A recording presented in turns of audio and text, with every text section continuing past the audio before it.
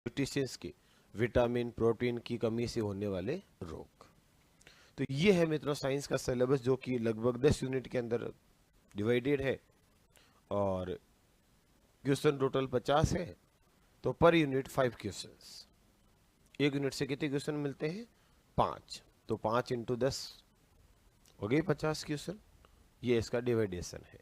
और पिछला जो एलडीसी हुआ था 2018, उसके अंदर यही रहा मित्रों, पर क्वेश्चन 5 आए थे और पूरे टॉपिक को उसी क्वेश्चन आए। एकदम सिलेबस पैटर्न आया, कोई भी इधर उबड़ खाबड़ क्वेश्चन नहीं आया जिसे हम ये कह सकते हैं कि आउट ऑफ सिलेबस हो। एक भी प्रश्न ऐसा नहीं था, सब सिंपल प्रश्न थे। और इस पूरे टॉपिक को हम पढ़ेंगे। तो मित्रों इसको अपन बांट के पढ़ेंगे। अब एक साथ तो पढ़े तब तो कचरा हो जाएगा, व्यवस्थित पढ़ेंगे अपन इसको। सबसे पहले मैं आपको इसमें बायोलॉजी वाला पार्ट पढ़ा देता हूँ, क्योंकि सिंपल टॉपिक रहता है और उससे अपना एक याद रह जाता है और माहौल बन जाता है। भाई आपको भी याद रहेगा तो कॉन्फिडेंस आएगा, प्रश्न सही होगा तो कॉन्फिडेंस आएगा। तो इस कॉन्फिडेंस को अपन प्राप्त करेंगे।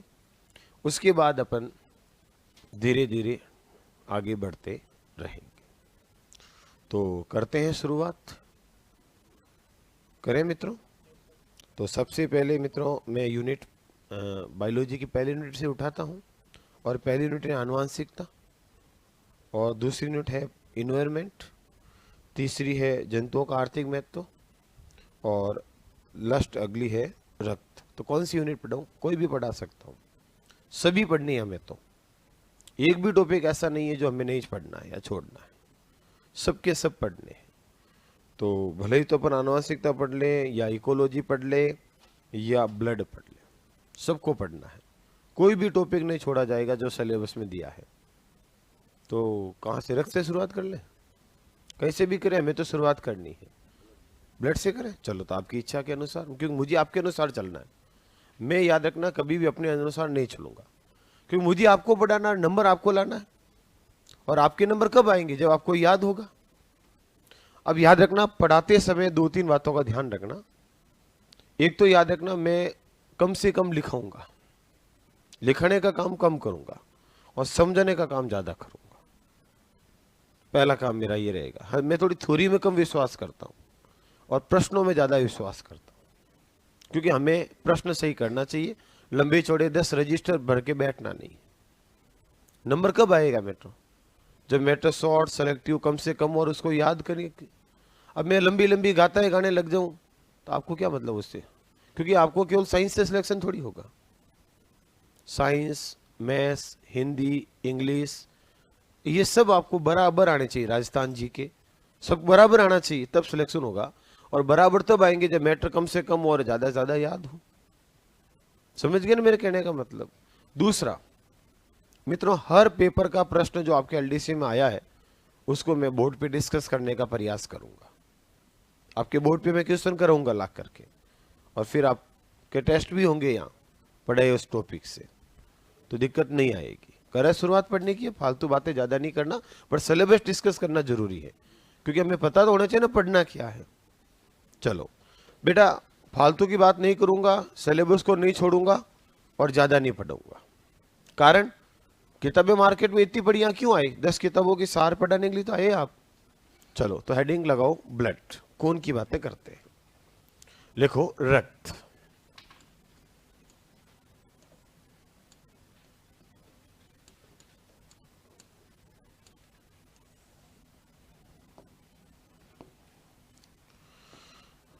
तो किसकी बात करेंगे प्यारे मित्रों? अपन ब्लड के। इधर देखो अच्छे से। सबसे पहले जैसे ही मैंने आपके सामने शब्द लिखा रक्त, तो सबसे पहले मन में एक ही प्रश्न आता, व्हाट इज द ब्लड? खून क्या होता है? खून किसे कहते हैं? तो प्यारे मित्रों अच्छे से याद रखना, रक्त एक उत्तक होता है। क्या होता है मित्रों? उत्तक। अब सबसे पहले जैसे मैंने शब्द लिखा उत्तक, तो आपके मन में आएगा सर व्हाट इज द उत्तक? टिश्यू क्या है? और मित्रों उत्तक शरीर में 4 प्रकार के, अपनी मानव शरीर में, और सिर्फ 4 उत्तकों से पूरे शरीर का निर्माण हो जाता है। उनमें से एक उत्तक का नाम है संयोजी उत्तक। क्या नाम है मित्रों? संयोजी। तो मित्रों ये कैसा है खून? तरल है कि नहीं है? खून लिक्विड है कि नहीं है? तरल है। और तरल में भी कैसा है मित्रों? संयोजी उत्तक। तो रक्त क्या है प्यारे मित्रों? तरल संयोजी उत्तक है। क्या है रक्त? तरल संयोजी उत्तक। यानी कि मैं इसको कह सकता हूं लिक्विड कनेक्टिव टिश्यू। क्या होगा मित्रों? Liquid connective tissue. तो सबसे पहले प्रश्न आता है कि sir what is the blood? खून क्या है? तो मेरा जवाब होगा खून एक तरल पदार्थ है, लिक्विड है, जो एक शरीर में उत्तक है। और कौन सा उत्तक है मित्रों? संयोजी उत्तक। अब बेटा थोड़ा सा मैं आपको उत्तक का परिभाषा बताता हूं कि उत्तक क्या होते हैं। ध्यान रखना मित्रों, जब भी किसी शरीर का निर्माण होता है तो सबसे पहले क्या बनती है? एक कोशिका बनती है। क्या बनती है मित्रों? एक सेल बनती है। याद करो, थोड़ा थोड़ा तो आपको साइंस आती है, ऐसा नहीं कि आप बिल्कुल जीरो हो। 9, 10 कहीं ना कहीं तो आपने साइंस पढ़ी है। तो मित्रों याद करो, आपने पढ़ा था नर के शरीर के अंदर बनते हैं नर युग्मक और मादा के शरीर में बनते हैं मादा युग्मक। सुना हुआ नाम है, मेल गैमेट और फीमेल गैमेट। नर युग्मक होते हैं मित्रों शुक्राणु और मादा युग्मक होते हैं अंडाणु, स्पर्म और ओवम जिसको हम बोलते हैं। दोनों का आपस में कॉम्बिनेशन होगा, मिलेंगे और मिलना क्या कहलाएगा प्यारे मित्रों? फर्टिलाइजेशन, निषेचन कहलाता है। और निषेचन के परिणाम स्वरूप सबसे पहले एक सेल बनती है। कितनी कोशिका बनेगी मित्रों? एक। तो किसी भी जीव का जो निर्माण होगा, जैसे हमारा शरीर बना, तो हमारे शरीर का जो निर्माण हुआ मित्रों, इसकी जो आधारभूत फंडामेंटल बेसमेंट जो है मित्रों, यूनिट, वो कौन होगी? सेल। शरीर का पूरा आधार ही क्या होती है मित्रों? एक कोशिका होती है जो सबसे पहले बनती है। तो सबसे पहले कितनी कोशिका बनी मित्रों? एक। इस कोशिका में विभाजन हुआ, तो विभाजन होने से कोशिकाओं का क्या बना मित्रों? समूह बना। और विभाजन होने से कोशिकाओं का क्या बना? समूह। और जब कोशिकाएं समूह बना के काम करती हैं, ग्रुप बना के काम करती मित्रों, तो कोशिकाओं के ग्रुप को ही तो कहा जाता है उत्तक। क्या कहते हैं मित्रों? उत्तक, यानी कि टिश्यू। तो टिश्यू किसको बोलते हैं मित्रों? Group of cell. और ग्रुप का सेल का समूह कहलाएगा उत्तक। और उत्तक मिलकर के समूह बनाएंगे प्यारे मित्रों, तो उत्तकों का समूह कहलाएगा अंग। क्या कहलाएगा? ऑर्गन। अंग कहलाएंगे। क्या कहलाएंगे? ऑर्गन। और अंग मिलकर कहलाते हैं सिस्टम। क्या मिलाता है मित्रों? तंत्र, सिस्टम। और सिस्टम मिलकर के कहलाते हैं शरीर। क्या कहलाता है मित्रों? शरीर, यानी कि बॉडी। तो प्यारे मित्रों सबसे पहले कितनी कोशिका थी? एक। उसी कोशिकाओं का समूह बना जिसको क्या नाम दिया? उत्तकों का समूह बना जिसको क्या नाम दिया? और अंगों का समूह और तंत्र का समूह। तो पूरे शरीर का निर्माण किससे हुआ? इसीलिए इसको शरीर की आधारभूत इकाई, संरचनात्मक इकाई कहते हैं। तो सबसे पहले कोई भी जीव बनेगा तो जीव में सबसे पहले एक कोशिका होगी, कोशिकाओं से उत्तक बनेंगे, उत्तकों से अंग बनेंगे, अंगों से तंत्र बनेगा और तंत्र से बच्चे का भ्रूण का निर्माण होगा। तो यही कोशिकाओं का समूह क्या कहलाता है? एक उत्तक। तो रक्त भी एक क्या है मित्रों? उत्तक है। याद करो, रक्त में आरबीसी, डब्ल्यूबीसी, प्लेटलेट्स, कई सारी कोशिकाएं पाई जाती हैं। और कोशिकाओं का क्या होता है? समूह होता है। और कोशिकाओं के समूह को तो क्या कहते हैं? उत्तक। लेकिन उत्तक कैसा है मित्रों? तरल। कैसा है? लिक्विड। तो आपको समझ में आ गया उत्तक क्या होता है?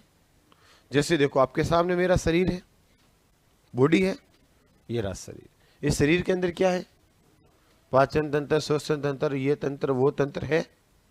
तंत्र के अंदर क्या है मित्रों? पाचन का अंग, श्वसन का अंग। अंगों में क्या है और उत्तक में क्या है? तो सबसे छोटी इकाई शरीर में कोशिका हुई। और कोशिकाओं का समूह क्या कहलाएगा? तो एक बेसिक जानकारी जिसको रटने की जरूरत नहीं है, याद हो गया। सबसे पहले प्रश्न बताओ, उत्तक क्या होता है?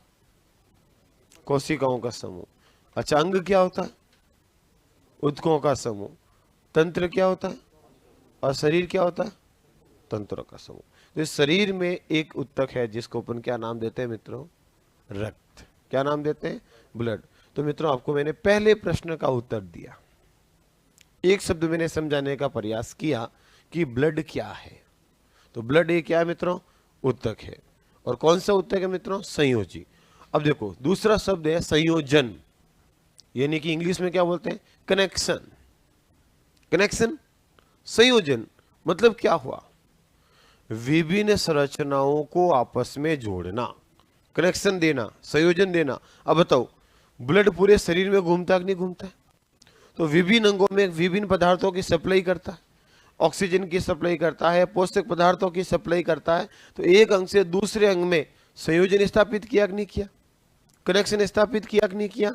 इसलिए इसको बोला कनेक्टिविटीज। क्या बोला इसको? संयोजी। और मित्रों, इसकी प्रकृति कैसी है? तरल के ठोस? लिक्विड है या ठोस है? ये लिक्विड, इसलिए क्या नाम दे दिया? तरल। तो मित्रों, मैंने पूरे शब्द को डिस्कस किया कि ब्लड क्या है? तरल संयोजी उत्तक। अब बताओ, आपसे कोई भी पूछ ले कि रक्त क्या है, आप एक शब्द रटा रटा उत्तर दे दो, रक्त तरल संयोजी उत्तक है। रट के आंसर दे सकते हो ना? अब आगे वाले ने पूछ लिया, मान लो भैया ने, मम्मी ने, पापा ने घर पे अच्छे से क्या पढ़ा कि खून पढ़ के आया, अच्छा रक्त पढ़ा याद, तो बता रक्त क्या है? देखो एक नॉर्मल बात करता हूं, बता फिर बेटा रक्त क्या है? तो आप क्या कहोगे? रक्त एक तरल संयोजी उत्तक है। रटा रटा उत्तर दे सकते हो। तो आपसे पूछ ले तरल संयोजी उत्तक क्या होता है, तो आप कहोगे देखो पापा मम्मी किसी को जवाब देते या भैया, उत्तक का मतलब होता है कोशिकाओं का समूह, और संयोजन का मतलब होता है विभिन्न संरचनाओं को आपस में आदान प्रदान करना, जोड़ना, और इसकी प्रकृति होती है तरल, इसलिए इसको नाम देते हैं तरल संयोजी उत्तक। तो रटने की कहां जरूरत हुई? अब बताओ, चार कथन देते हैं, इनमें में से कौन सा कथन सत्य है या असत्य है? आजकल सबसे ज्यादा प्रश्न वर्तमान में कंपटीशन के अंदर ये बनते हैं, और इन प्रश्नों को हम तभी सही कर सकते हैं, चार कथन, जब हमें उसके बारे में नॉलेज हो। रटा रटाया ज्ञान नहीं होना चाहिए। अब प्रश्न आ जाए, निम्न में से कौन सा कथन सही है? रक्त एक तरल पदार्थ होता है, रक्त विभिन्न संरचनाओं को आपस में जोड़ने का काम करता है, रक्त जो होता है एक प्रकार का उत्तक होता है। बताओ कथन सही हुए या नहीं? इसलिए कंसेप्ट क्लियर होने चाहिए, रटा रटाया ज्ञान नहीं होना चाहिए। मैं इस तरह से आपको पढ़ाऊंगा, जिसके अंदर मैं रटाऊंगा पर साथ में बताऊंगा कि ये क्या है। रटना तो पड़ेगा कि रक्त क्या है, याद तो रखना पड़ेगा, रक्त एक तरल संयोजी उत्तक है, याद रह जाएगा। कोई दिक्कत इसमें? पहला शब्द क्लियर। तो ब्लड क्या है? ब्लड एक पदार्थ नहीं है, ब्लड एक क्या है? ब्लड एक उत्तक है। जो कैसा उत्तक है? Liquid connective tissue. दूसरा शब्द, ब्लड का अध्ययन करना क्या कहलाता है? रक्त की स्टडी करना क्या कहलाता है? सीधा प्रश्न पूछा जा सकता है। तो याद रखना मित्रों, which branch in study of blood it's called haematology. रक्त का अध्ययन करना क्या कहलाएगा प्यारे मित्रों? हिमेटोलॉजी। क्या कहलाएगा जी? तो रक्त का अध्ययन करना क्या कहलाएगा? हिमेटोलॉजी। तो हिमेटोलॉजी विज्ञान की शाखा हो गई, जिसके अंदर किसका अध्ययन करेंगे मित्रों? खून का। तीसरा शब्द याद रखना मित्रों, रक्त का निर्माण क्या कहलाता है? रक्त निर्माण की क्रिया कहलाती है मित्रों हीमोपोइसिस। क्या कहलाती है? हीमोपोइसिस। रक्त निर्माण की क्रिया क्या कहलाएगी प्यारे मित्रों? हीमोपोइसिस। कुल मिला के हिम शब्द आ जाए तो संबंध किससे हो जाएगा? खून का। याद करो, आपने कभी खून की जांच करवाई? तो वहां नीचे जो डॉक्टर होता है जो जांच करता है, उसके नीचे क्या लिखा होता है? हिमेटोलॉजिस्ट, मतलब हिमेटोलॉजी का अध्ययन करने वाला। तो लिखो पहला शब्द, लिखो रक्त एक तरल संयोजी उत्तक होता है। फर्स्ट विंडो लिखो, रक्त एक तरल संयोजी उत्तक होता है।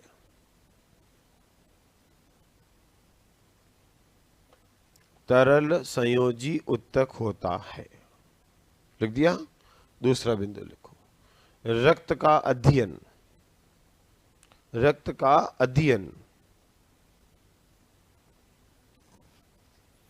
हिमेटोलॉजी कहलाता है।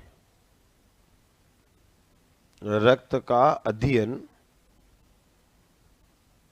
हिमेटोलॉजी कहलाता है। तो रक्त का अध्ययन करना क्या कहलाएगा प्यारे मित्रों? हिमेटोलॉजी। नेक्स्ट लिखो, रक्त निर्माण की क्रिया। रक्त निर्माण की क्रिया हीमोपाइसिस कहलाती है। रक्त निर्माण की क्रिया क्या कहलाएगी मित्रों? हीमोपाइसिस। नेक्स्ट बताओ मित्रों, रक्त आपने कभी देखा होगा, रक्त का रंग कैसा होता है? ऑप्शन दूं, बता दोगे? ब्लड का कलर कैसा है? पहला ऑप्शन है मेरा लाल, दूसरा है बेटा हल्का लाल, तीसरा है मित्रों गहरा लाल, और चौथा है मेरा हल्का पीला। और प्रश्न मेरा यह है आप लोगों से कि रक्त का रंग कैसा होता है? Blood colour etch. चलो, किसका उत्तर है? एक लाल। आप लोगों का किसका है? हल्का लाल, गहरा लाल काफी जनों का है, और हल्का पीला। अब बेटा चार में से चार ऑप्शन आपने उत्तर दिए, चारों के चारों उत्तर आए, और आपको अच्छे से पता है चारों उत्तर कभी हो नहीं सकते। इसका मतलब कोई एक का सही है।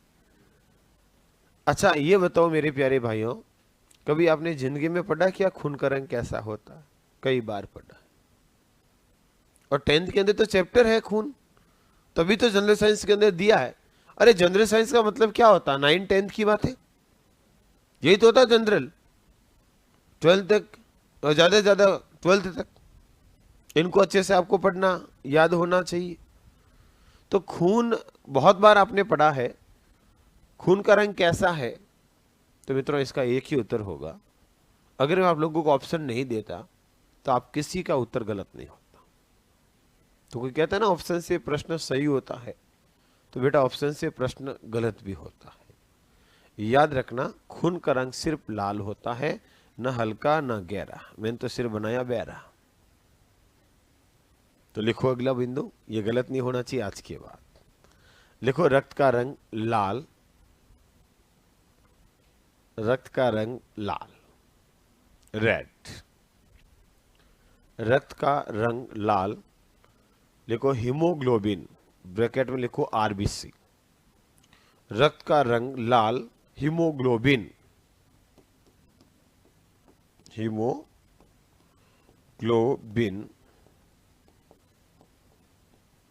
या ब्रैकेट में क्या लिखोगे मित्रों? आरबीसी, हीमोग्लोबिन, या लिखो मित्रों आरबीसी के कारण होता है। हीमोग्लोबिन या आरबीसी के कारण होता है। तो खून का रंग कैसा होगा? लाल। आज के बाद गलत नहीं होगा ना? कारण पूछे तो हीमोग्लोबिन वर्णक, और हीमोग्लोबिन ऑप्शन में नहीं हो तो आरबीसी। क्यों? क्योंकि आरबीसी के अंदर होता है हीमोग्लोबिन। तो बेस्ट आंसर तो हीमोग्लोबिन है, लेकिन हीमोग्लोबिन नहीं हो तो इसके अंदर आरबीसी के अंदर हीमोग्लोबिन होता है मित्रों। तो हीमोग्लोबिन या आरबीसी के कारण खून का रंग कैसा होगा? लाल। क्लियर बिंदु? तो पहला बिना रक्त क्या है? रक्त एक तरल संयोजी ऊतक है। दूसरा बिंदु, रक्त का अध्ययन करना क्या कहलाएंगे? हीमेटोलॉजी। रक्त निर्माण की क्रिया क्या कहलाएगी? हीमोपाइसिस। रक्त का रंग कैसा होगा? लाल। कारण क्या होगा? हीमोग्लोबिन या आरबीसी। कोई दिक्कत? जब आपको कारण भी पता फिर गलत क्यों किया? क्योंकि आपने सोचा नहीं, मनन नहीं किया, आप सिर्फ चार ऑप्शन तक ही भटकते रहे। और मित्रों हमेशा याद रखना, आपको कोई भी उत्तर देने से पहले मन में एक अपना खुद से प्रश्न करना, ऐसा क्यों है, मैंने कहां देखा, कहां पढ़ा, कहां सोचा, तब मैं उत्तर दे रहा हूं। तो आपका दिमाग अपने आप क्लिक करेगा। खून का रंग तो हीमोग्लोबिन आरबीसी के कारण होता है लाल, तो आप बाकी ऑप्शन में नहीं सोचोगे। वरना हम क्या करते हैं, सोचते कुछ नहीं है, लाल हल्का गहरा, गहरा लाल, लाल हल्का, हल्का गहरा। अब सोचे ही नहीं कि हल्का गहरा लाल आप क्यों दे रहे हो। और जब तक हम सोचेंगे नहीं, उत्तर क्यों का उत्तर हमें नहीं मिलेगा बेटा, तब तक हमारा कंसेप्ट क्लियर नहीं या याद नहीं, आप टिप्पण लगा रहे हो। और क्यू का उत्तर अगर मिल रहा है तो आपको याद है वो चीज, सीधी सी बात है। तो याद रखना, कोई भी प्रश्न करने से पहले अपने आप से खुद से क्यों करना और क्यों क्या उत्तर मिल रहा है तो आपको आता है, नहीं तो आप टिप्पा ठोक रहे हो, आप खुद को ही पता चल जाएगा सही है या गलत है। नेक्स्ट बताओ, स्वस्थ व्यक्ति के शरीर में खून कितना होता है? लिखो, एक स्वस्थ व्यक्ति के शरीर में 5 से 6 लीटर रक्त।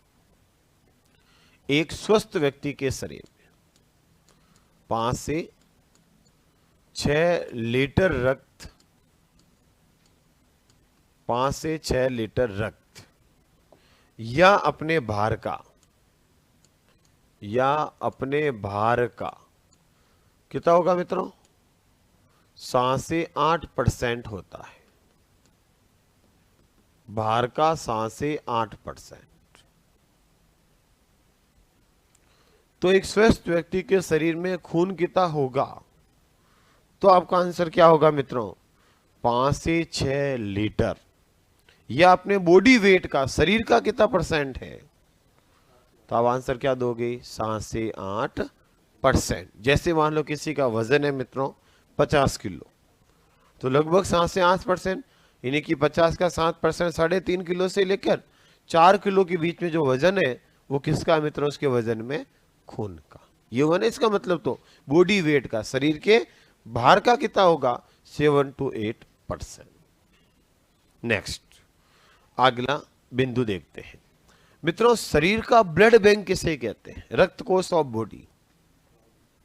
शरीर का ब्लड बैंक एक अंग है शरीर का, रक्त कोष। मैं फैक्ट की बात कर रहा हूं, तो याद रखना शरीर का रक्त कोष कहा जाता है प्लीहा को। किसको कहते हैं साहब? प्लीहा। या इसी को क्या कहते हो? Spleen, SPLEEN। या इसी को अपन क्या बोलते हैं मित्रों? तिल्ली। लिखो, शरीर का रक्त कोष या ब्लड बैंक ऑफ बॉडी, शरीर का रक्त कोष, या लिखो बेटा ब्लड बैंक ऑफ बॉडी, शरीर का रक्त कोष, या क्या बोलेंगे sir? Blood bank of body. किसको कहते हैं? प्लीहा, स्प्लेन, या क्या नाम देंगे बेटा? तिल्ली। प्लीहा कह दो, स्प्लेन कह दो, या तिल्ली कहेंगे, एक ही बात है, अलग अलग इसके नाम है। यानी कि यहां पर खून स्टोर होता है बॉडी के अंदर, इसलिए इसको बोल दिया शरीर का रक्त कोष, ब्लड बैंक। बढ़ू आगे, तो शरीर में खून कितना होता है? 5 से 6 लीटर। या अपने बॉडी वेट का 7 से 8%। प्लीहा, स्प्लेन या तिल्ली, इसका क्या कहलाता है मित्रों? Blood bank. याद हुआ कुछ कुछ? सबसे पहले बताओ, रक्त क्या है? एक तरल संयोजी ऊतक, लिक्विड कनेक्टिव टिश्यू। हो गया पहला शब्द याद। क्यों कहते हैं तरल संयोजी ऊतक? क्योंकि तरल होता है, लिक्विड इसकी प्रकृति है, विभिन्न संरचनाओं को जोड़ता है, इसलिए संयोजन कह दिया। और ये एक कोशिकाओं का समूह है, इसलिए क्या कह दिया? ऊतक। विज्ञान की कौन सी शाखा में रक्त का अध्ययन करते हैं? हीमेटोलॉजी। फैक्ट है बेटा। रक्त निर्माण की क्रिया क्या कहलाती है? हेमोपाइसिस। ये भी एक फैक्ट हो गया। मानव शरीर में खून औसत कितना होता है? 5 से 6 लीटर। ऐसे नहीं कि सबके 5 से 6 मिलेगा, हम सब व्यक्तियों का औसत वैल्यू है, एवरेज ही बेटा, किसी में कम किसी में ज्यादा हो सकता है। और बॉडी वेट का कितना माना गया? औसत 7 से 8। ये वैल्यू हमेशा एवरेज होती है, फिक्स वैल्यू कभी नहीं हो सकती। हो सकती है कि आप भी बताओ, तो हमेशा ये क्या लिया जाएगा? औसत वैल्यू। बढ़ू आगे, नेक्स्ट लिखो बेटा, रक्त की पीएच, पावर ऑफ हाइड्रोजन बोलते हैं ना पीएच। रक्त की पीएच,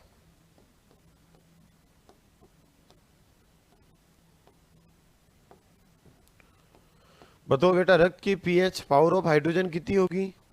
7.4। सबको याद है।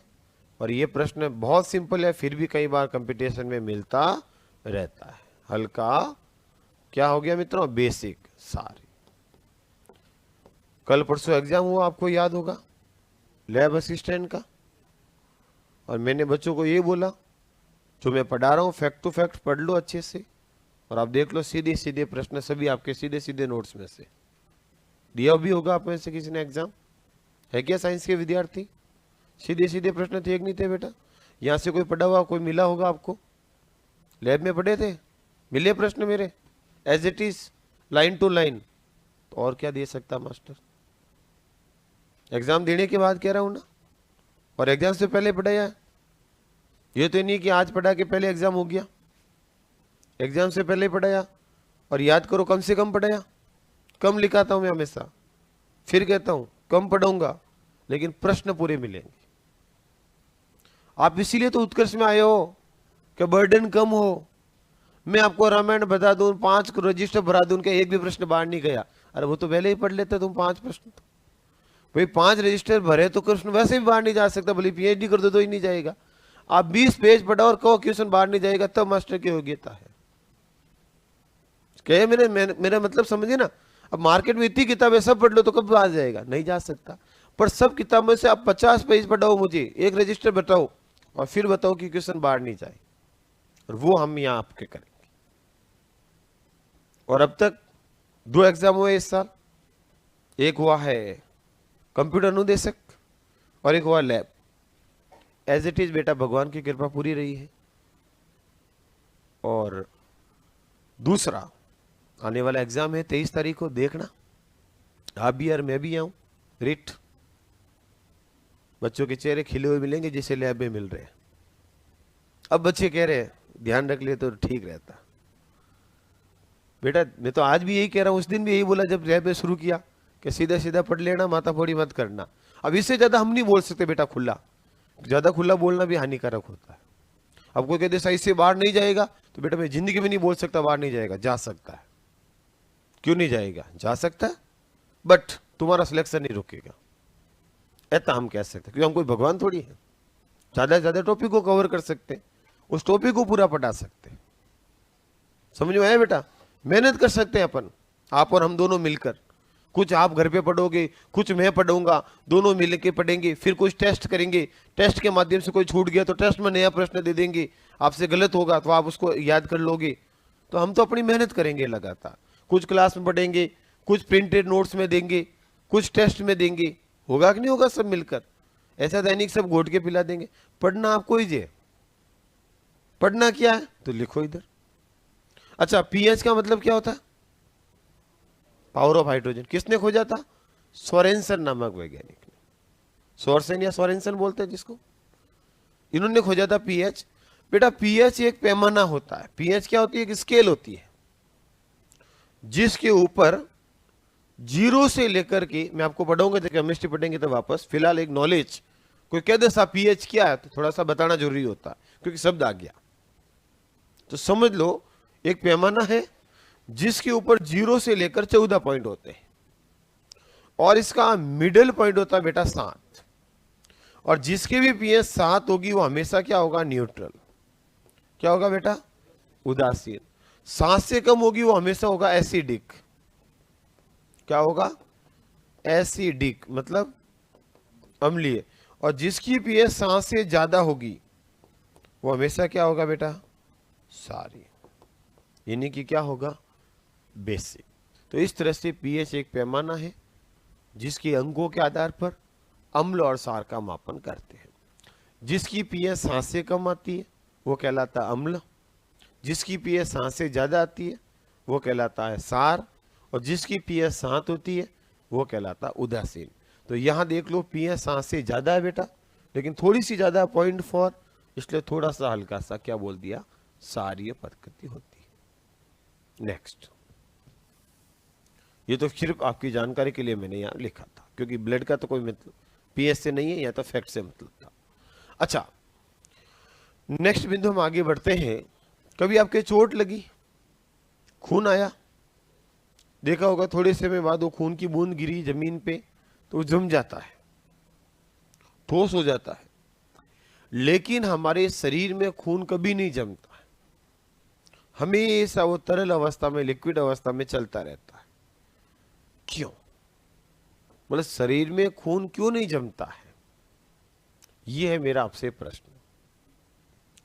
तो बेटा इसका उत्तर होगा, शरीर में खून का जमना कहलाता क्लोटिंग।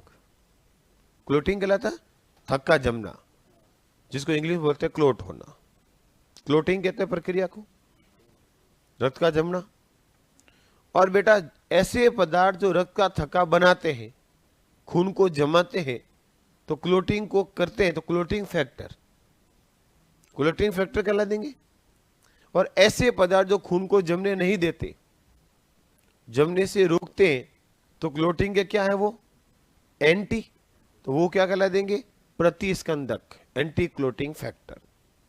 और वो एक मुख्य पदार्थ होता है मित्रों जिसका नाम है, और वो है बेटा हिपेरिन। क्या नाम है उसका, एक केमिकल है जिसका नाम है हिपेरिन। और ये हिपेरिन हमारे यकृत से निकलता, किससे निकलता बेटा, यकृत। यकृत को क्या बोलते हो, लीवर। लीवर को क्या बोलते हो, यकृत। अरे जिगर कहते ना, जिगरा, सुना नाम जिगर, कहते इसका जिगर बहुत है, मतलब यकृत। तो जिगर किसको कहते हैं, लीवर को कहते हैं। अरे कालजा, कलेजा, कलेजा, कलेजा किसको कहते हैं, लीवर को कहते हैं। और ये लीवर शरीर का केमिस्ट्री लैब कहलाता है। क्या कहलाता है ये बॉडी का, केमिस्ट्री लैब। क्यों, क्योंकि बहुत सारी बॉडी में केमिकल बनाता है, केमिकल प्रक्रियाओं को संपन्न कराता है। जैसे यूरिया को अमोनिया में कौन बदलता है, लीवर। और ये प्रश्न लैब में पूछ लिया, निम्न में से किस में यूरिया का संश्लेषण होता है, निर्माण हो गया, कहां होता है, लीवर। बस सिंपल, शब्द बोले वो शब्द उठे, या तो आपको रखना पड़ेगा बेटा, बता हम सकते हैं, पढ़ा हम सकते हैं। याद रखना, लीवर बहुत सारे केमिकल काम करता है, इसलिए केमिस्ट्री लैब हम जब यकृत पढ़ेंगे तो वहां मैं आपको लिखाऊंगा। पाचन नहीं, सिलेबस में नहीं है पाचन तो ना, चलो कोई नहीं, जो टॉपिक सिलेबस होंगे उसकी अपन बात करेंगे तो वापस लिखेंगे। नेक्स्ट, तो एक लाइन लिखो, शरीर में रक्त को जमने से, शरीर में रक्त को जमने से, जमना वाला समझ गया ना, क्लोटिंग से, जमने से हिपेरिन नामक रसायन रोकता है। शरीर में रक्त को जमने से हिपेरिन, हिपेरिन नामक रसायन रोकता है, हिपेरिन नामक रसायन रोकता है, जो यकृत या लीवर में बनता है, जो यकृत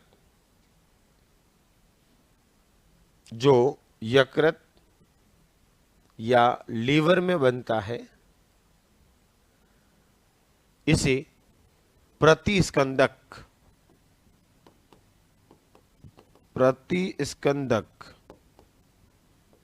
या इंग्लिश में क्या बोलेंगे मित्रों, एंटी क्लोटिंग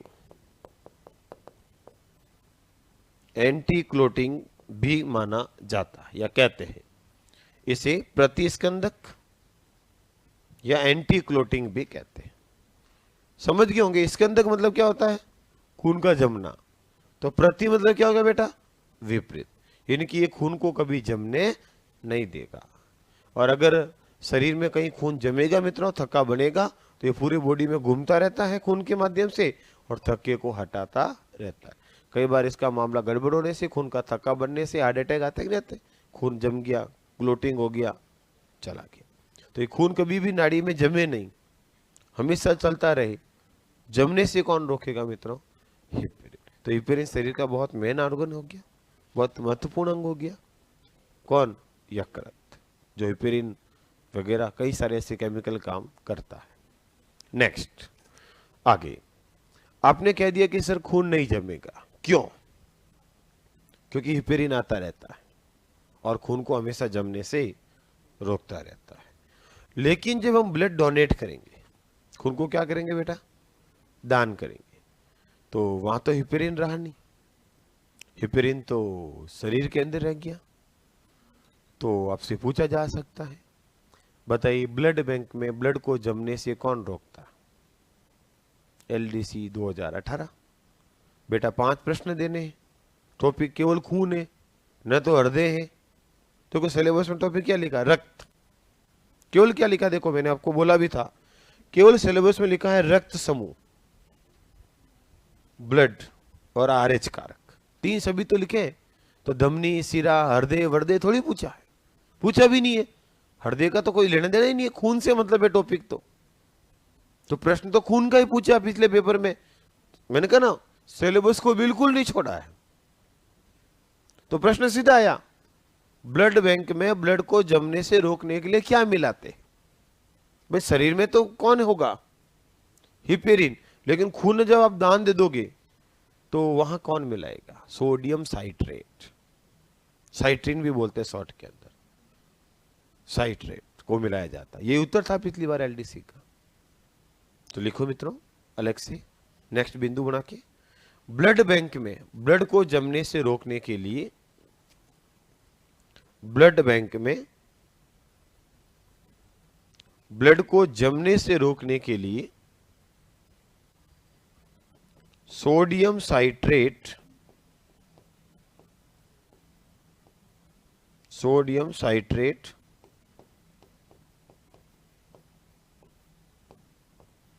सोडियम साइट्रेट मिलाया जाता है। सोडियम साइट्रेट मिलाया जाता है तथा ब्लड को बताओ कितने डिग्री टेम्परेचर पर रखते हैं ब्लड बैंक में? यह भी एक फैक्ट प्रश्न बन सकता है। ब्लड बैंक में ब्लड को स्टोर कितने ताप पर किया जाएगा? लिखो तथा ब्लड को 4 डिग्री सेंटीग्रेड पे रखा जाता है। फॉर, तथा ब्लड को 4 डिग्री सेंटीग्रेड पे रखा जाता है, जो कि लगभग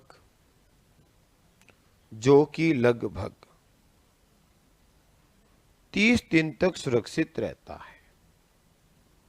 जो कि लगभग, ऐसे लिख दो, 30 से 40 दिन तक सुरक्षित रहता है, क्योंकि फिक्स तो हो ही नहीं सकता कभी। लगभग 30 से 40 दिन तक सुरक्षित रहता है। अब मित्रों, अब तक मैंने जो आपको 10 पॉइंट 5 पॉइंट लिखाए हैं ना, ये सिर्फ पिछली बार एलडीसी में 2 से 3 प्रश्न अलग अलग पेपर में बन गए थे।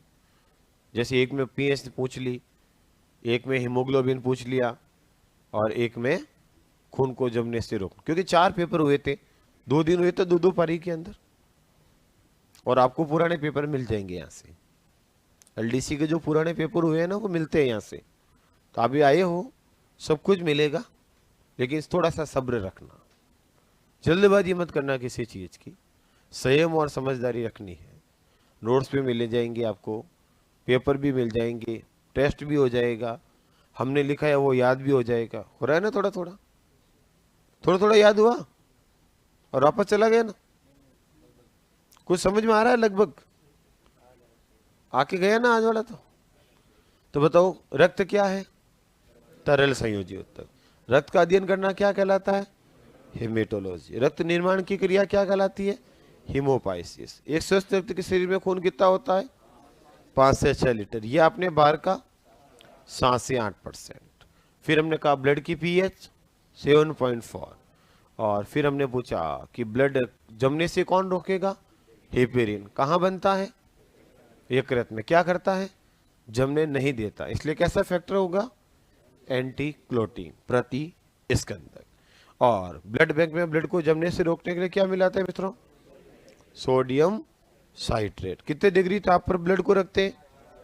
और एक बार खून दान देने के बाद कितने दिन तक काम में लेना जरूरी है? 30 से 40 दिन तक। सीधा सीधे प्रश्न है। तो बेटा मैंने कहा ना, मैं थ्योरी नहीं लिखता हूं, ये देख लो, सीधे सीधे पॉइंट बात की। ऐसे ही अपन लास्ट तक करते रहे, ताकि याद भी हो जाए और बर्डन भी कम हो और सीधे प्रश्न भी मिल जाए। बढ़े आगे, नेक्स्ट लिखो ब्लड कंपोनेंट्स। ये तो खून का परिचय हो गया। अब लिखो ब्लड कंपोनेंट्स। कंपोनेंट्स का मतलब क्या होता है? हिंदी में बोलूं? रक्त के घटक। हिंदी में क्या बोलेंगे बेटा? रक्त के घटक। घटक किसको कहते हैं? भागों को। घटक किसको बोलते हैं बेटा? भाग को। तो रक्त के भाग यानी कि घटक कितने होते हैं? इधर लिखना मत, एक बार समझे। बताओ रक्त के कितने भागों में बांटा जा सकता है? रक्त के कितने भाग होते हैं? दो भाग होते हैं। कौन कौन से? एक तरल और दूसरा लिक्विड। सही है। तो तरल लिक्विड तो एक ही हुआ ना बेटा। मतलब मेरे कहने मतलब आपको लगातार मेरी क्लास में एक्टिव रहना है। ऐसा नहीं है मास्टर कहते ऐसा होता नहीं होता। और पूछ ले क्या होता है तो तुम जानो, तुम्हारा काम जाने। ऐसा तो नहीं है ना? सहयोग करते रहोगे, पढ़ के आओगे घर से तो फायदा आपको ही है।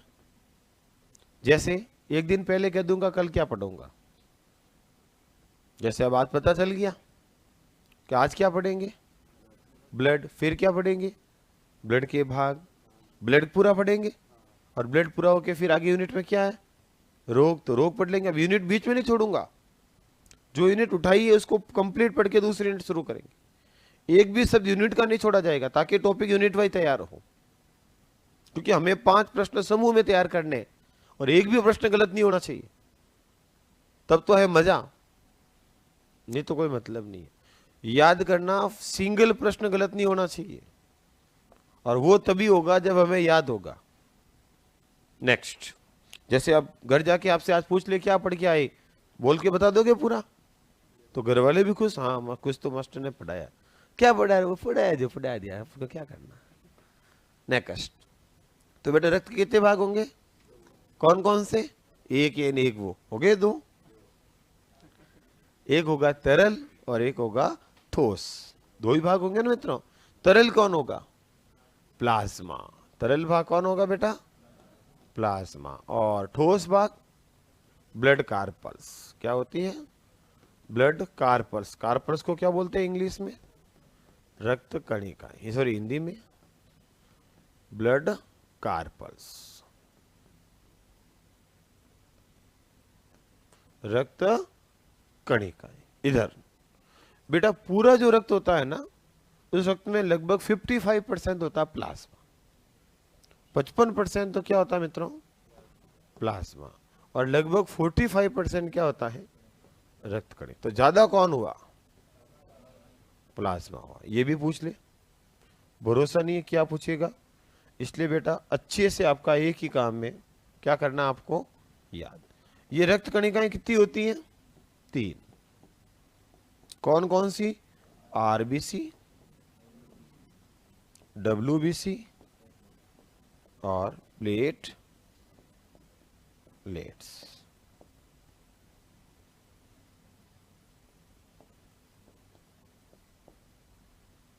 PLAT, plate, LETS, platelets.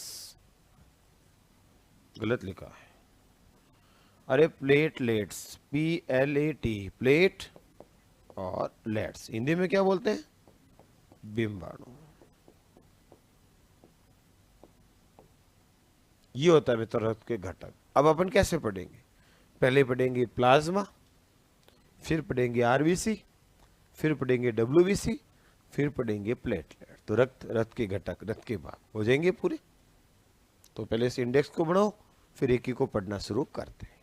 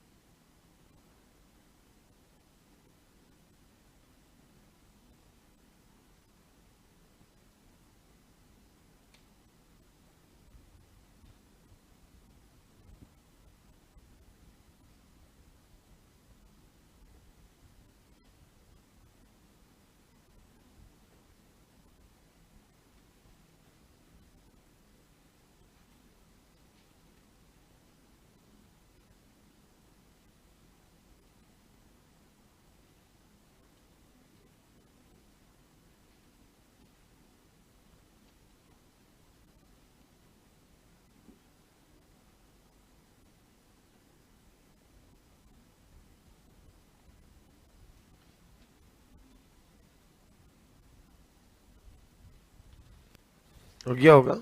चलो पहला लिखो प्लाज्मा। प्लाज्मा क्या होता है? रक्त का तरल भाग, लिक्विड पार्ट ऑफ ब्लड। रक्त के अंदर पाया जाने वाला तरल भाग क्या कहलाता है मित्रों?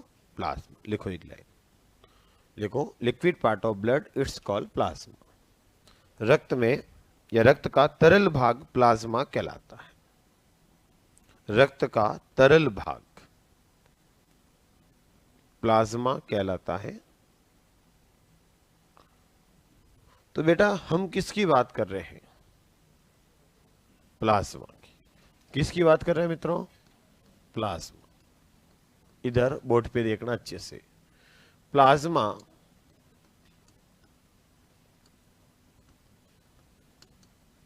कुल ब्लड का कितना परसेंट भाग होता है मित्रों? अगर सबसे पहले देखो अपने लायक प्रश्न क्या बनते हैं, 100 बातों की एक बात प्लाज्मा की। हमें कोई विशेष की बनना नहीं, हमारा प्रश्न सही होना चाहिए।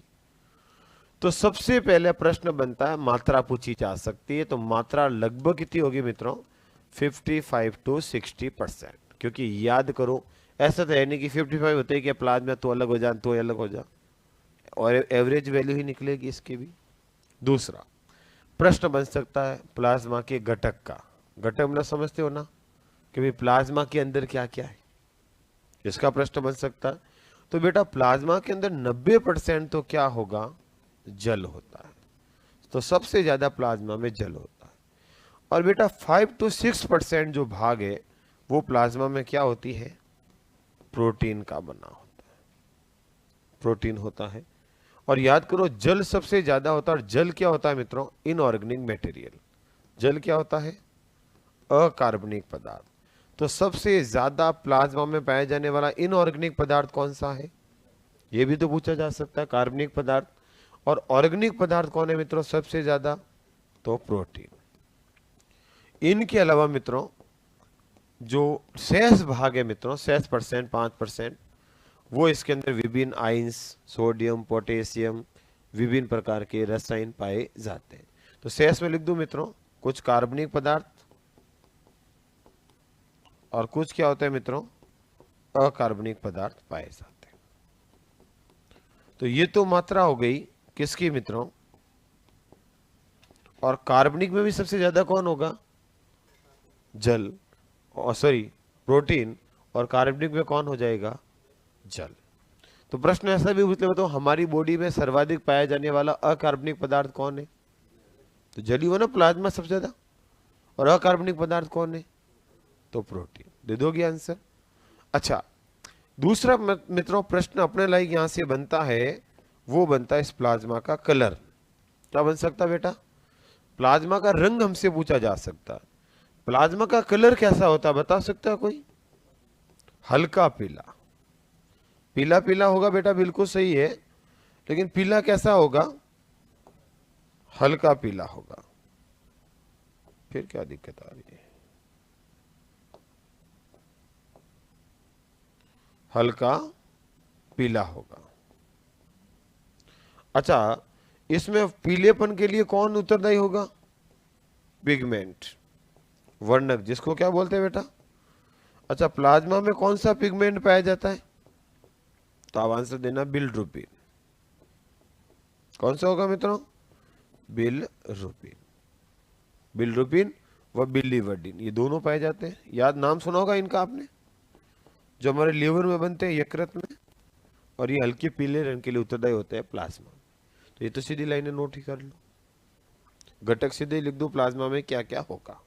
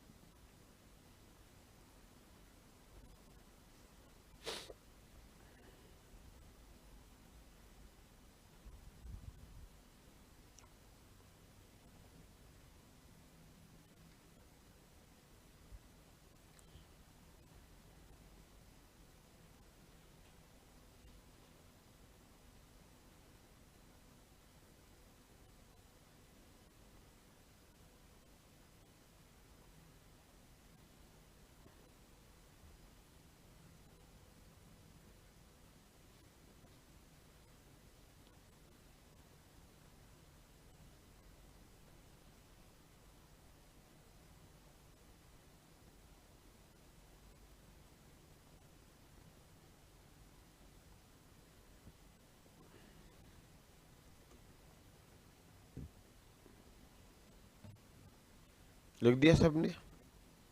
बढ़ो आगे।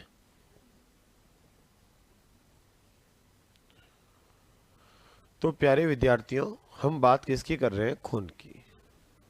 किसकी बात चल रही है? ब्लड की। और ब्लड में भी सबसे पहले किसकी बात कर रहे हैं? प्लाज्मा की। प्लाज्मा कुल रक्त का कितना परसेंट होता है?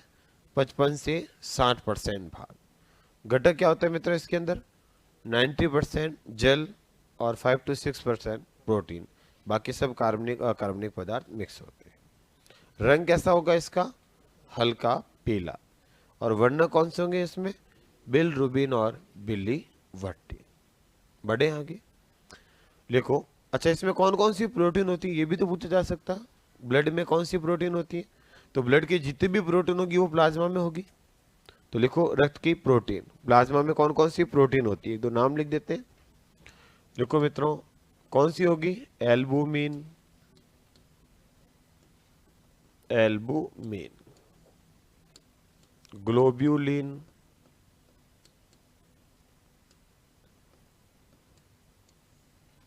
Fibrin,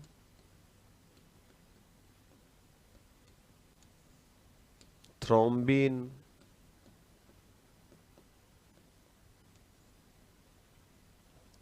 albumin, globulin, thrombin, fibrin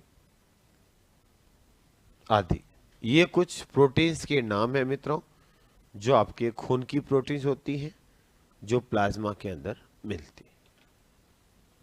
next बेटा, आपने एक नाम सुना होगा एंटीबॉडी। सुना क्या नाम? एंटीबॉडी क्या होती है? शरीर के अंदर कोई भी रोग कारक प्रवेश करता है, एजेंट, कोई बैक्टीरिया, वायरस, है ना, तो उसकी विशेष प्रोटीन होती है जो हमारे शरीर में रोग उत्पन्न करेगी। उस प्रोटीन के खिलाफ एक प्रोटीन बनेगी जो उसको नष्ट करेगी। उस प्रोटीन को क्या नाम दिया जाता है मित्रों? एंटी। उस बनने वाली बॉडी के खिलाफ एंटीबॉडी बनी, यानी कि वायरस की बॉडी और बॉडी के खिलाफ बनी प्रोटीन एंटीबॉडी। तो ऑल एंटीबॉडी आर प्रोटीन। सभी एंटीबॉडी, एंटीजन क्या होते हैं प्यारे मित्रों? प्रोटीन होते हैं। बट सभी प्रोटीन एंटीबॉडी नहीं होती। तो आपसे प्रश्न पूछते हैं एंटीजन एंटीबॉडी क्या होते हैं, तो आपका उत्तर इतना होना चाहिए, प्रोटीन होती है। तो एक विशेष प्रकार की प्रोटीन होगी। और एंटीबॉडी कहां पाई जाती है? प्लाज्मा के अंदर। तो देखो, एंटीबॉडी प्लाज्मा में पाई जाती है। जो एंटीबॉडी प्लाज्मा में पाई जाती है, एंटीबॉडी प्लाज्मा में पाई जाती है, जो ग्लोब्यूलिन, जो ग्लोब्यूलिन प्रोटीन की बनी होती है। किसकी बनी हुई होगी ये भी आपसे पूछा जाए तो आपका आंसर क्या दोगे बेटा? ग्लोब्यूलिन। तो एंटीबॉडी समझ में आ गया ना? रोगों के खिलाफ बढ़ने वाली क्षमता है, विशेष प्रोटीन है। और प्रोटीन भी कौन सी है मित्रों? ग्लोब्यूलिन। तो प्यारे मित्रों, पटवारी का एक बार एग्जाम हुआ था 2017-18 में, प्री का। उसके अंदर ये प्रश्न पूछा हुआ है कि एंटीबॉडी किस प्रोटीन की बनी हुई होती है? उत्तर था ग्लोब्यूलिन। पूछने वाला यही पूछ ले एंटीबॉडी क्या है। तो थोड़ा ध्यान रखना, याद करो कोरोना का वो काल जिसमें खूब चर्चा में रहा था प्लाज्मा थेरेपी। सुना नाम आपने? प्लाज्मा थेरेपी के द्वारा रोगियों का इलाज।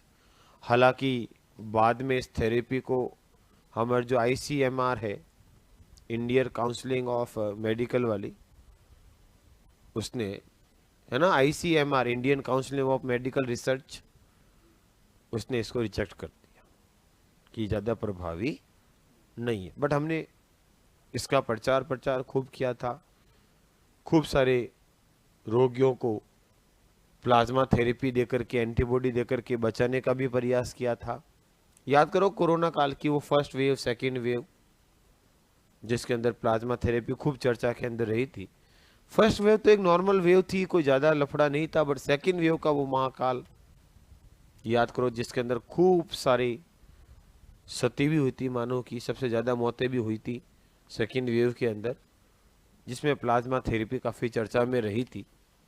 एक्चुअली होता क्या है बेटा, पहली बार कोई रोग कारक हमारे शरीर में प्रवेश करता है तो उसके खिलाफ प्रोटीन बनती है जिसको हम एंटीबॉडी कहते हैं, और वो उस रोग कारक को नष्ट कर देती है।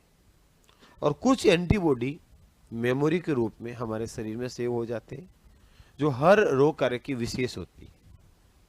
और नेक्स्ट भविष्य में जैसे वो शरीर के अंदर आएगा तो एंटीबॉडी बनी बनाई है तो तुरंत अटैक करके उसको संभलने का मौका नहीं दिया जाएगा। अब क्या होता है, पहली बार कोई शरीर में आता है बेटा, तो पहली बार कोई हमारे पास आएगा तो क्या हम पहचान लेंगे, जानते हैं उसको? हमें उसके बारे में जानकारी तो इकट्ठी करनी पड़ेगी ना। आप कौन हो, क्या पढ़ाते हो, कैसे पढ़ाते हो। जैसे मैं आपके सामने पहली बार आया तो आपके मन में ये कौन है, क्या पढ़ाएगा, कैसे पढ़ाएगा, क्या नहीं पढ़ाएगा। तो आपने भी धीरे धीरे पता चला, अच्छा ये नाम है, अच्छा ये साइंस पढ़ा रहा, ठीक है। तो आपने भी क्या की, जानकारी इकट्ठा की। तो इसमें समय लगेगा नहीं लगेगा? तो वही बात है, पहली बार कोई रोग कारक शरीर में आएगा तो उसको जान पहचान होने में समय लगेगा, हमें उसको पहचानने में समय लगेगा। अच्छा ये ऐसी प्रोटीन बनाता, तब बॉडी ऐसी प्रोटीन बनाओ तब ये नष्ट होगा, तो समय लगेगा। तब तो वो क्या कर देता है, अपनी संख्या बढ़ा देता है, रोग कर लेता है। लेकिन जैसी एंटीबॉडी बन गई तो कुछ एंटीबॉडी मेमोरी के रूप में सेव हो जाती है, और निकट भविष्य में वो जैसे आएगा, पहले से दवाई तैयार है, फटा, अच्छा तुम वो, फटा। भाई दूसरी बार मिलेगा तो सीधा पहचान लोगे ना। वही बात शरीर की होती। तो हमारे चिकित्सा के विशेषज्ञों ने सोचा कि जिनको कोरोना हो गया है उनके शरीर में एंटीबॉडी बन गई है, क्यों ना उस एंटीबॉडी को बाहर निकाल के उस रोगी को दे दो जिसकी कंडीशन खराब है, और उसके शरीर में तो एंटीबॉडी बनने में समय लगेगा, तुरंत एंटीबॉडी दे दो ताकि तुरंत वो रोगों से लड़ ले और तुरंत रोग मुक्त हो जाए। इस उद्देश्य से प्लाज्मा थेरेपी दी गई थी। तो मित्रों ये चर्चा में रही, और जो चीज चर्चा में रहती है वो अक्सर पर्चा में भी आ जाती है। तो प्रश्न सीधा पूछा जा सकता है कि प्लाज्मा थेरेपी कोरोना काल के दौरान अपनाई गई क्यों? क्योंकि इसमें एंटीजन पाया जाता है, क्योंकि इसमें एंटीबॉडी पाई जाती है, ऐसे ऑप्शन भी दिए जा सकते हैं। बेटा हमें कंसेप्ट क्लियर, रोग क्लियर होना चाहिए। प्रश्न आजकल पैटर्न चेंज है, पहले जैसा फैक्ट नहीं पूछता है, तो ध्यान रखना। क्यों अपनाई गई प्लाज्मा थेरेपी? क्योंकि एंटीबॉडी कहां होती है, प्लाज्मा में। तो प्लाज्मा देंगे तो बनी बनी क्या दे देंगे, एंटीबॉडी, तो हो सके रोगों से लड़ने की क्षमता बढ़ जाए और जल्दी वो रोग को खत्म कर दे। ये है बेटा प्लाज्मा थेरेपी, थोड़ा सा ध्यान रखना।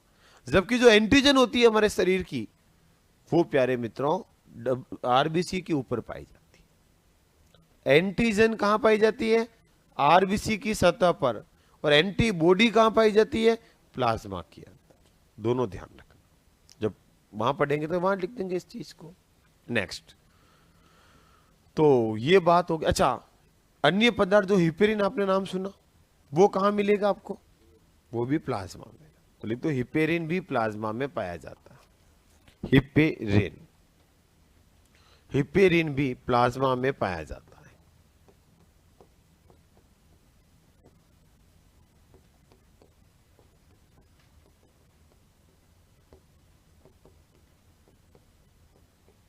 हिपेरिन भी प्लाज्मा में पाया जाता है।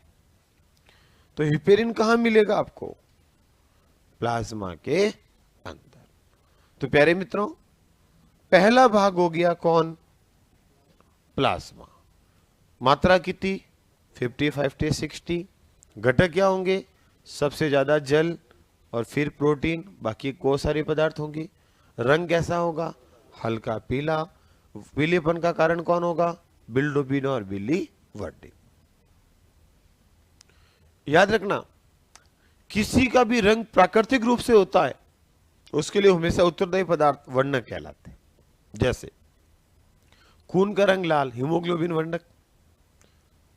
पढ़ा नहीं पढ़ा आप लोगों ने, पादप के अंदर हरित लवक वर्णक, पत्तियों के अंदर पीला रंग जैंतोफिल वर्णक, शरीर में और कोई भी भाग बोल दो, खून मूत्र का रंग हल्का पीला, यूरोक्रोम वर्णक।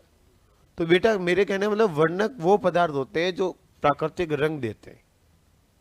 तो यहां भी प्राकृतिक रंग हुआ तो वर्णक होगा। कहीं पे भी रंग हो जाएगा तो रंग हमेशा कौन बनाएगा? तो ऐसे केमिकल, ऐसे रसायन जो नेचुरली कलर प्रदान करते हैं, प्राकृतिक रंग प्रदान करते हैं, उन पदार्थों को हमेशा पिगमेंट या वर्णक कहते हैं। शब्द आ गया तो शब्द के बारे में पता होना चाहिए, और मैं एक भी शब्द को छोड़ूंगा नहीं डेफिनेशन क्लियर करने के लिए। बढ़ो आगे बेटा, नेक्स्ट। अब आगे बढ़ते हैं, प्लाज्मा की बातें हो गई, तो अब किसकी बात करते हैं? रक्त कणिकाओं की। लिखो लिखो, ब्लड कार्पस, रक्त कणिकाएं।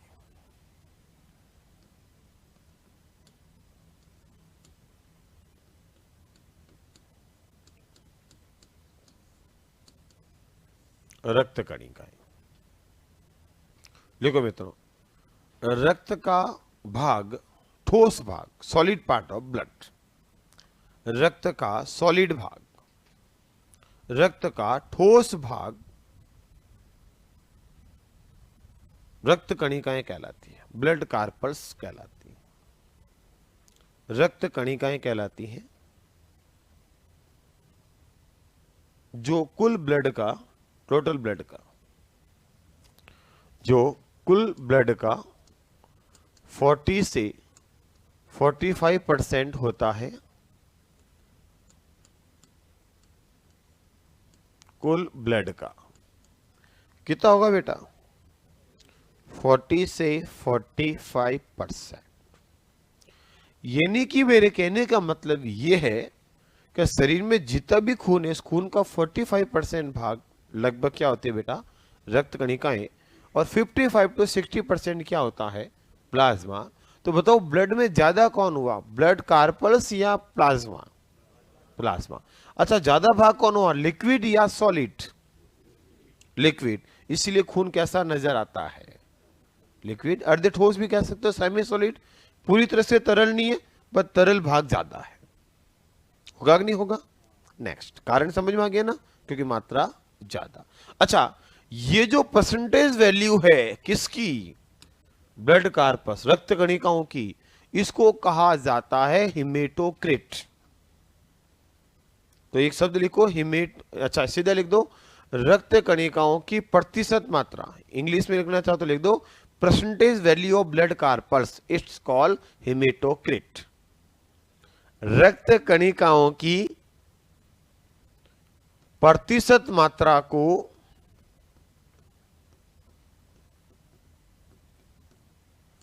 रक्त कणिकाओं की प्रतिशत मात्रा को हिमेटोक्रिट कहा जाता है। रक्त कणिकाओं की प्रतिशत मात्रा को क्या कहता है बेटा? हिमेटोक्रिट। बहुत अच्छा प्रश्न बन जाता सीधा, हिमेटोक्रिट क्या है? सीधे प्रश्न बन गया एक लाइन का। तो उत्तर क्या होगा बेटा? रक्त कणिकाओं की प्रतिशत मात्रा, percentage value of blood carpals. हो गया ना? कितनी है? 40 to 45%। इसी को क्या कहते हैं? हिमेटोक्रिट।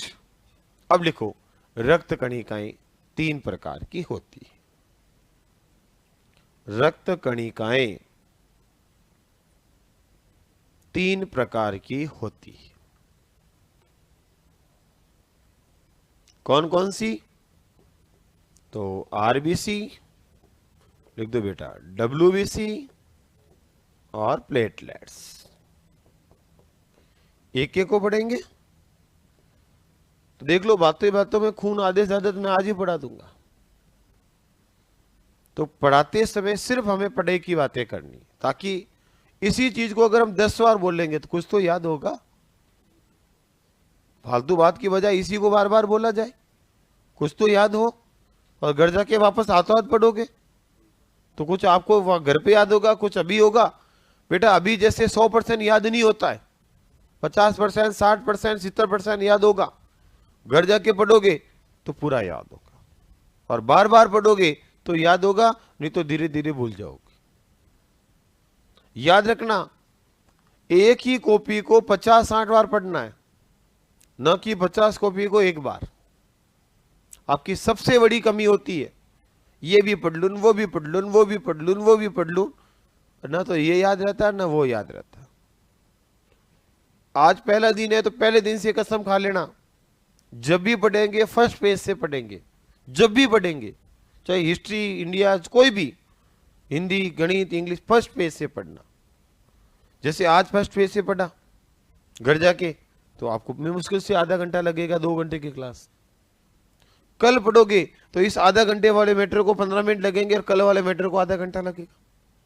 परसों पढ़ोगे इस आज वाले मैटर को 10 मिनट लगेंगे, उसको 15 मिनट लगेंगे, फिर आधा घंटा लगेगा। और ऐसे ऐसे करते जाओगे तो पूरा रजिस्टर पढ़ने में 2 घंटे लगेंगे। 2 घंटे में साइंस रिवीजन, और वो तभी होगा जब बार बार पढ़ा जाएगा। जैसे वापस पढ़ोगे तो बेटा 90% याद रहेगा, 10 भूल जाते। जो याद नहीं है वही तो देखना, याद है वो थोड़ी देखना होता है, उसको तो आप आगे निकल जाते हो। तो यही है गुड रिवीजन, गुड रैंक।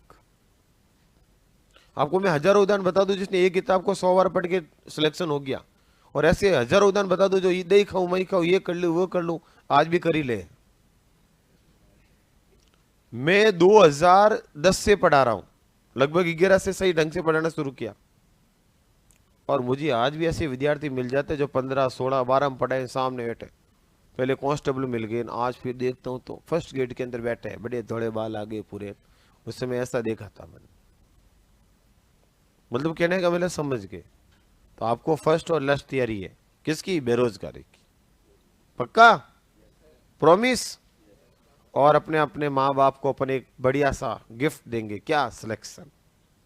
जिंदगी का सबसे बड़ा गिफ्ट होता है। कोई भी माँ बाप अपना जीवन तब सफल मानते बेटा जब उनकी औलाद सक्सेस हो जाए, आज के जमाने में। सही है? और आप सक्सेस होके अपने माँ बाप को एक बढ़िया गर्व वाला गिफ्ट दोगे ना। अभी आपको क्या कहते हैं? ये देखो, ये फलानी जी का बेटा है या फलानी जी की बेटी है, यही कहते हैं। और फिर क्या कहेंगे? ये खड़े हैं ना, वो एलडीसी हुई थी ना, उसमें इनके बेटे का, वो आप कह रहे थे ना, वो ये इनका बेटा है। मतलब अभी आपको पापा के नाम से जानते हैं, फिर आपके पापा को आपके नाम से जाना जाएगा। तो बताओ, आपके पापा के सामने ये बात होगी तो उनका सीना कितना गहर से चौड़ा होगा। हाँ, मेरा बेटा है। दोगे वो सम्मान? इसके लिए बेटा रातें काली करनी पड़ेगी, इसके लिए फोन का मोह छोड़ना पड़ेगा, जो अभी वर्तमान में विद्यार्थियों का सबसे बड़ा दुश्मन है। ये फेसबुक, फिंस्टा क्या कहते हो, ये आपको बंद करना पड़ेगा या लिमिटेड करना पड़ेगा। ज्यादा तो मैं नहीं कह सकता हूं बेटा, आपकी मर्जी, आपको स्वतंत्रता का अधिकार है, बट कोई चीज हमेशा हद से ज्यादा नहीं होनी चाहिए। चलो अब एक को पढ़ते हैं। तो बताओ, याद रहा कुछ कुछ? सबसे पहले खून क्या होता है? तरल संयोजी ऊतक। शरीर में कितना होता है? 5 से 6 लीटर। बॉडी वेट का कितना होता है? 7 to 8%। पीएच होती है 7.4। ब्लड बैंक बोलते हैं प्लीहा तिल्ली स्प्लेन को, और शरीर में ब्लड को नहीं जमने देता है हिपेरिन। पीएच होती है 7.4, हल्का सा क्षारीय, और हिपेरिन यकृत में बनता है, एंटी क्लोटिंग फैक्टर है। और हमने कहा ब्लड बैंक में ब्लड को जमने से रोकने के लिए सोडियम साइट्रेट मिलाएंगे, 4 डिग्री सेंटीग्रेड पे रखेंगे, और लगभग 30-40 दिन तक सुरक्षित रहेगा। यह याद कुछ कुछ? फिर हमने बात की आगे कि ब्लड को हमने 2 भागों बांटा, प्लाज्मा और रक्त कणिकाएं। प्लाज्मा 55 to 60% होता है, हल्के पीले रंग का होता है।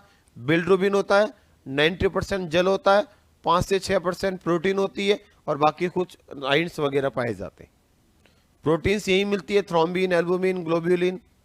एंटीबॉडी यही मिलती है जो ग्लोब्यूलिन होती है। हिपेरिन यही मिलता है। फिर हमने बात की रक्त कणिकाएं, लगभग 40 से 45% मात्रा को हिमेटोक्रिट, ये ठोस भाग होता है, और इनको 3 प्रकार से बांटा गया है, आरबीसी, डब्ल्यूबीसी, बिम्बाणु। अब तो पूरा रिवीजन करने में कितना समय लगा? 1 मिनट या 2 मिनट? कब लगेगा? जब आपने कंसंट्रेट होकर के ध्यान रखा। और अगर 3 मिनट में रिवीजन होगा तो बताओ, बाद में कोई दूसरी किताब पढ़ने का समय मिलेगा कि नहीं मिलेगा? एक्स्ट्रा चीज पढ़ने का टाइम मिलेगा कि नहीं मिलेगा? और बेटा एक्स्ट्रा तो पढ़ना पड़ेगा, नोट्स भी पढ़ने पड़ेंगे, क्योंकि प्रश्न कहीं से भी आ सकता है।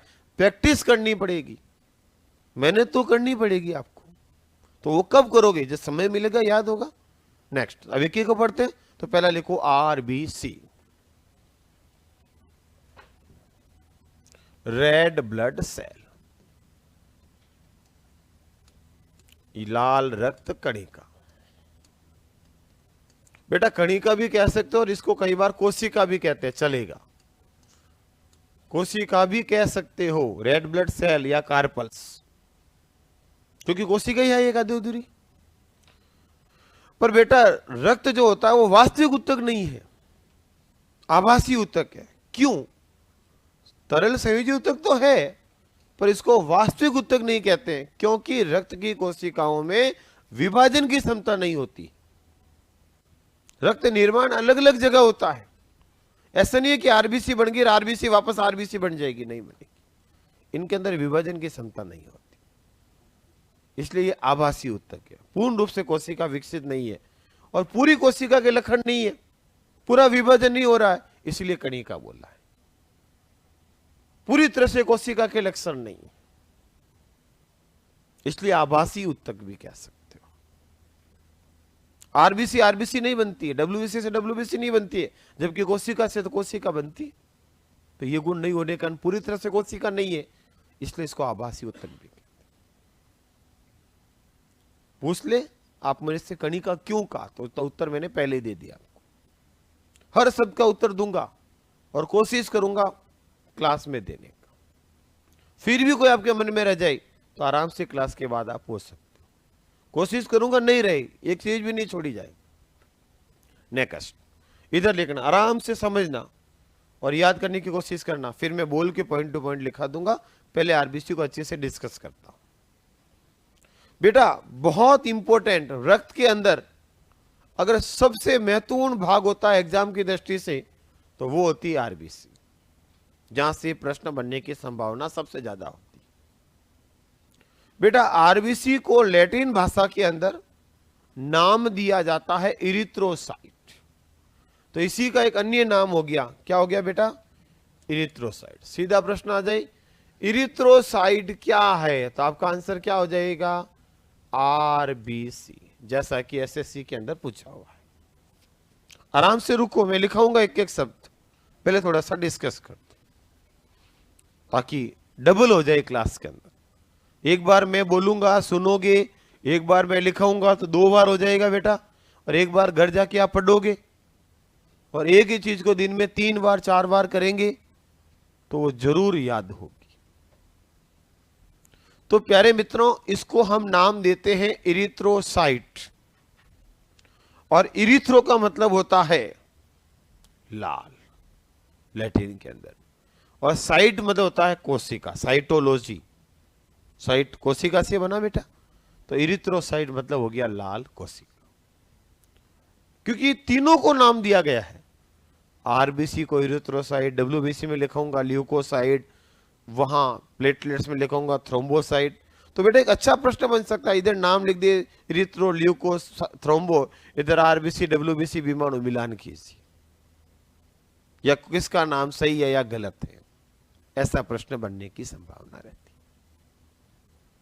तो पहला शब्द मैंने बोला, आरबीसी को नाम दिया जाता है इरिथ्रोसाइट्स। दूसरा बेटा, आरबीसी जो होती है इसका जो शेप होता है यानी कि आकार, वो बेटा उभया अवतल होता है। कैसा होता है? उभया अवतल, मतलब इंग्लिश बोले तो बाइकॉनकेव। अरे भाई ये आरबीसी है, ये ऐसी होती है, समझे? कुछ किनारों से फुली हुई होगी, बीच में से पिसकी हुई और चारों तरफ से एक जैसी होगी, इसलिए उभया अवतल। देखा होगा आपने अवतल, किनारों से फुला हुआ, बीच में से पतला। याद आया बेटा? तो किनारों से तो क्या हो गई? फुली हुई, बीच में क्या हो गई? पिचकी। ऐसा आकार होता है किसका?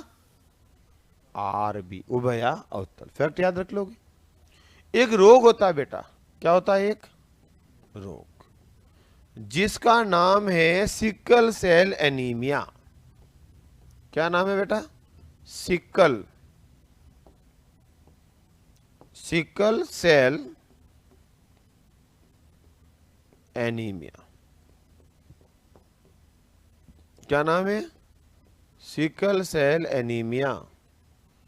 और इस सिकल सेल एनीमिया को ही एक आनुवांशिक रोग है मित्रों। ये कैसा रोग है? आनुवांशिक। आनुवांशिक मतलब समझ गए ना? कैसा रोग है ये? जेनेटिकल, या हम कह सकते हैं हेरेडिटिकल। आनुवांशिक, पीढ़ी दर पीढ़ी आगे होने वाला। हेरेडिटिकल, जेनेटिकल। इस रोग में बेटा आरबीसी का जो आकार होता है, आरबीसी का सेफ, यानी कि क्या आकार, वो बेटा हंसियाकार हो जाता है। कैसा हो जाएगा? हंसियाकार। और हंसिया का मतलब समझते हो? सिक्कल बोलते हैं इंग्लिश में। इंग्लिश में क्या बोलते हैं? सिक्कल सेफ, हंसियाकार। अच्छा, सिक्कल को हिंदी में क्या बोलेंगे? हंसिया। इंग्लिश हो गया सिक्कल। नहीं आया समझ में? कोई दिक्कत नहीं। आप सब लगभग गांव से जुड़े हुए हो, इसमें कोई डाउट वाली बात नहीं। गांव से जुड़े हुए हैं ना? ऐसा नहीं है कोई गांव देखा ही नहीं कभी जिंदगी में, वैसा हो ही नहीं सकता। और अगर हम मिडिल क्लास से नहीं होते तो एलडीसी की तैयारी थोड़ी करते बेटा। सीधी सी बात है, घर का बिजनेस संभालते। इतने हाईफाई होते तो यहाँ क्यों आते? तो बेटा घास काटने वाली दातली होती है, देखिए कभी? उसको बोलते हैं हंसिया। उसको बोलते हैं हंसिया। तो हंसियाकार, दातलीकार। समझ गए? किसको समझ में नहीं आया? ईमानदारी से सबको आ गया? ऐसा हो ही नहीं सकता कि सब सेटिस्फाई हो जाए। दुनिया में विज्ञान ये कहती है कि ऐसी कोई मशीन का निर्माण अब तक नहीं हुआ है जो 100% काम दक्षता के साथ काम कर सकती है। पढ़ के आए हो ना विज्ञान के? है विज्ञान के विद्यार्थी? कौन कौन है? हाथ खड़ा करो तो बताओ फिर। आया समझ बेटा? अरे ऐसी याद करो, ऐसा से हो जाता, ऐसा ऐसी होती है ना। और अगर नहीं पढ़ाई की तो इससे दोस्ती भी करनी पड़ सकती है। ये हथियार हो सकता है सुबह शाम आपका साथी। और कई जने तो गांव में बारिश हो गई, खेती का समय आ गया, इसलिए क्या चलो मैं तो तैयारी करने जाता हूं। ऐसा तो नहीं है? और जब सब्जी फसल पूरी हो जाए, दीपावली वापस घर चले जाए। दीपावली पे फसल कटती है ना, तो हमारे त्योहार भी तो ऐसे ही है। फसल कटी बिकी तब त्योहार आएगा। अब मौज करो, पैसे आए तो सोच समझ के रखे त्योहार भी घर वालों का, बडेरों ने, पूर्वजों ने। चलो, तो हंसियाकार हो जाता है बेटा। ऐसे रोगियों को जिंदगी में कभी कौन सा रोग नहीं होता बेटा? मलेरिया रोग नहीं होता। कौन सा रोग नहीं होता है? इसलिए इनको बोलते हैं मलेरिया प्रतिरोधी। क्या बोलते हैं? Malaria resistance. रेजिस्टेंस कहते हो बेटा? प्रतिरोध, लड़ने की क्षमता हो जाए। तो मलेरिया प्रतिरोधी होते हैं, इनको मलेरिया नहीं होगा। मच्छर खाए तो क्या ले, और खा ले, मेरे क्या फर्क पड़ता है। पर उनको पता नहीं कि आजकल मलेरिया नहीं डेंगू भी होता है। हाँ, तो मेरे कहने मतलब मलेरिया नहीं होगा। अब आपके मन में एक प्रश्न आया होगा, सर मलेरिया क्यों नहीं होता है? आया होगा? बिल्कुल मुझे पता है, क्योंकि मुझे पता है मैं क्या सच बोलूंगा तुम के क्या मन में क्या आएगा। आया कि नहीं आया ये? तो मैं बताता हूं बिना कहे, क्योंकि बेटा 10 साल में ये तो मैंने सीखा है कि मैं क्या बोलूंगा तुम क्या सोचोगे। तो बेटा मलेरिया इसलिए नहीं होता कि मलेरिया का रोग कारक कौन होता है? चलो मैं एक प्रश्न पूछ लूं पहले। मलेरिया का रोग कारक है, और ये प्रश्न आया था बेटा एसआई के अंदर। किसमें आया? ऐसा ही नहीं, एसआई, सब इंस्पेक्टर। क्या ऐसा ही है? सब इंस्पेक्टर में आया था। और उसमें ऑप्शन था पहला मादा एनाफ्लिस। कौन? मादा एनाफ्लिस, लिखो शॉर्ट में चलेगा। दूसरा था मित्रों प्लाज्मोडियम। कौन?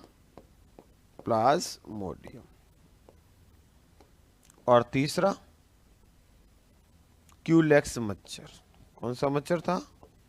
क्यूलेक्स। और चौथा था बेटा एडिज मच्छर। कौन सा मच्छर? लेडीज नहीं, एडिज। ये ऑप्शन थे बेटा। तो बताओ उत्तर क्या होगा? किसका उत्तर है? फर्स्ट मादा एनाफ्लिस और सेकंड और थर्ड और फोर्थ। बेटा अगर ये प्रश्न जब भी एग्जाम में आता लफड़ा यही रहता है। प्लाज्मोडियम मादा एनाफ्लिस दोनों ही तो मलेरिया के ही है। अक्कड़ बक्कड़ बम्बे बो 80 90 पूरे 100। ऐसे करोगे तो पहले आपको ये पता होना चाहिए रोग कारक और रोग वाहक दो होते हैं बेटा। रोगों में कितनी चीज होगी? एक होगा रोग और एक होगा रोग कारक। क्या होता है? जो वाहक नहीं है। और वाहक क्या होता है? जो कारक नहीं है। हो जाएगा याद बेटा। कारक रोग का कारण, और कारण तब होगा जिसको एजेंट बोलते हैं अपन, जो शरीर के अंदर जाकर रोग करेगा। और वाहक होता है वेक्टर। वेक्टर वाहक या करियर, अरे वाहन, गाड़ी जो रोग कारक को शरीर तक लाता है, वो हमेशा वाहक होता है। मच्छर मक्खियां कीड़े मकोड़े कभी भी रोग कारक नहीं हो सकते। क्यों? कि वो कभी अंदर नहीं जाते। तो ऐसा तो है नहीं मादा एनाफ्लिस काटिन क्या पकड़ पकड़िया आई, ये देखिए जा रही अंदर, देखिए पकड़िया, ऐसा तो हो नहीं सकता। तो याद रखना मच्छर मक्खियां कीड़े मकोड़े हमेशा क्या होते हैं? रोग वाहक। तो कभी टिप्पा ठोको तो भी दिमाग लगाना। प्रश्न से हो जाएगा टिप्पे ठोकने के तरीके ऐसे तो हैं। अरे बेटा टिप्पा ठोकना कंसेप्ट से और बाहर सीना तान के आना कि मुझे पता नहीं है, पर उत्तर यही है। कैसे बेटा? कि रोग कारक पूछा है और कारक वो होता है जो अंदर जाता है, और मच्छर मक्खियां के भी अंदर नहीं जाती है। तो ये देख लो मच्छर, ये देख लो मच्छर, ये देख लो मच्छर, तो कितना बचा? तो नहीं आता तो भी आ जाता। बस कंसेप्ट क्लियर होने चाहिए, शब्दों का अर्थ आना चाहिए। और कभी प्रश्न है कौन सा वाहक है, देख लो मच्छर मक्खियां कितनी है, एक आध हो तो ये ले, क्यों माथा फोड़ी करना ज्यादा। आया समझ में बेटा मेरा कहने का मतलब? तो मैं आपको साथ में कंसेप्ट करके टिप्पा ठोकना भी बताऊंगा। ऐसे नहीं आता तो भी आ जाएगा। और हमेशा अध्ययन करना पूछे, अध्ययन स्टडी करना, तो पीछे हमेशा लॉजी होना चाहिए। जैसे खून का अध्ययन क्या था? हड्डियों का अध्ययन ऑस्टियोलॉजी। पढ़ा कि नहीं पढ़ा है? और भी किसी का बोल लो, कोई भी बोल लो, न्यूरोलॉजी, कोई भी बोल दो। रक्त परिसंचरण का अध्ययन एंजियोलॉजी, दांतों का अध्ययन डेंटोलॉजी, कोशिका का अध्ययन साइटोलॉजी, उत्तर का अध्ययन हिस्टोलॉजी। तो अध्ययन हमेशा क्या होगा जी? लॉजी। टिप्पा ठोको तो भी करना क्या? पक्का? एक प्रश्न पूछ लूं, कोई बोलना मत, और उत्तर पूछो तब सिर्फ ऑप्शन में हाथ खड़ा करना। देखते हैं।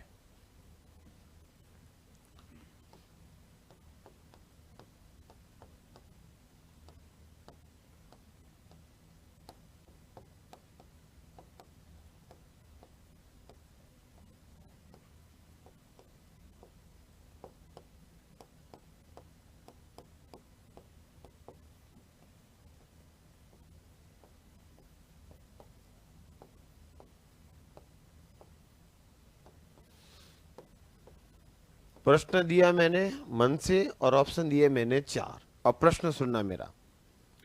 निम्न में से मछली का अध्ययन करना कहलाता। बिल्कुल मत बोलना, ऑप्शन में हाथ खड़ा करना। ऐसे मुझे नहीं पता, ऑप्शन दे दिए मैंने, तो जो आपको उत्तर लगे उसमें हाथ खड़ा कर देना। किसका अध्ययन पूछा मैंने? मछली का, जो आपने कई बार पढ़ रखा और आपको आता है। वही प्रश्न पूछूंगा जो आता है, नया में क्या आता है उसमें बताना है। चलो, किसका उत्तर है? 1 पिस्सीकल्चर, ठीक है। 2 एपीकल्चर, 3 इक्तियोलॉजी और 4 वर्मी कल्चर। बेटा मैंने एक कंसेप्ट बताया, शायद आपको समझ में नहीं आया। मैंने कहा स्टडी करना, पीछे क्या आएगा? लॉजी। तो लॉजी कितने में? तो उत्तर क्या होगा? इक्तियोलॉजी। अरे ये मछली का पालन है, मछली का पालन, जंतुओं का आर्थिक महत्व, ये मधुमक्खी का पालन, ये केंचुए का पालन, ये मछली का अध्ययन। अरे किसान हमेशा क्या करेंगे? पालन के अध्ययन, पालन करेंगे। और लैब में क्या करेंगे? लॉजी। तो बताओ, मैंने पूरा कंसेप्ट बताने के बाद प्रश्न पूछा, फिर भी आपको डाउट हो रहा है, तो कैसे सही होगा? तो अध्ययन क्या होगा? लॉजी। कल्चर मतलब क्या होता है? पालन करना। तो कभी पालन आए तो पीछे क्या होना चाहिए? कल्चर। आया समझ में? तो ऐसे याद रखना होता है, सब चीज को टिप्पा ठोकने का भी तरीका होना चाहिए। क्या सर आपको क्या करना, हम जाने, हमारा काम जाने। चलो, तो हम किसकी बात कर रहे थे? बेटा आरबीसी का आकार कैसा हो जाएगा? हंसी आकार। उनको जिंदगी में कौन सा रोग नहीं होगा? क्यों नहीं होगा? क्योंकि शरीर के अंदर कौन जाता मलेरिया में? प्लाज्मोडियम। अरे अभी तो बताया पूरा, फिर रामायण क्यों कही मैंने? बताने के लिए तो इतनी रामायण गई, पर एक साथ बोल देता नहीं होता, नहीं होता, खत्म। पर मैंने पूरी चीजें आसपास जोड़ के बताना चाहा, क्योंकि मुझे पूर्ण से अंश की ओर चलना है, पूरा ज्ञान देकर के एक लाइन लिखानी है। शिक्षण के सिद्धांत होते हैं ना, कैसे पढ़ाया जाता है, शिक्षण विधि, शिक्षण के तरीके, उनका प्रयोग करता हूं मैं क्लास के अंदर। पूरी रामायण गई, ट्रेनिंग ली, ऐसे पढ़ाओ, फिर इसको यूज नहीं करो, फिर क्यों पढ़ा? तो बेटा शरीर के अंदर जाएगा प्लाज्मोडियम, और अंदर जाके भोजन के रूप में खाता है आरबीसी को। तो बताओ मलेरिया रोग में किसकी कमी होगी? आरबीसी की। यह भी प्रश्न आ सकता है। और आरबीसी उसको ऐसी नहीं मिली परिपक्व, और ऐसी मिली हंसियाकार, तो अपरिपक्व आरबीसी का उसके शरीर में पाचन नहीं होता है, तो भोजन नहीं मिलेगा, तो पाचन के अभाव में वो मारा जाएगा, और मारा जाएगा तो रोग नहीं कर पाएगा, और रोग नहीं कर पाएगा तो इसीलिए तो कहते हैं मलेरिया प्रतिरोधी होती। आया समझ में कारण? ये कारण है। अच्छा बेटा, आरबीसी जो होती है इसका जीवन काल कितना होता है? जीवन काल 120 दिन। कितना होगा मित्रों? 120 डेज। यानी कि कोई आरबीसी हमारे शरीर में आज बनी है तो आज से लगभग 120 दिन बाद क्या होगा मित्रों? उसका खात्मा। और आज से 120 दिन पहले बनी, वो लगभग आज मरेगी। तो रोज बनती है, रोज मरती है। तो निर्माण कहां होगा आरबीसी का? फॉर्मेशन।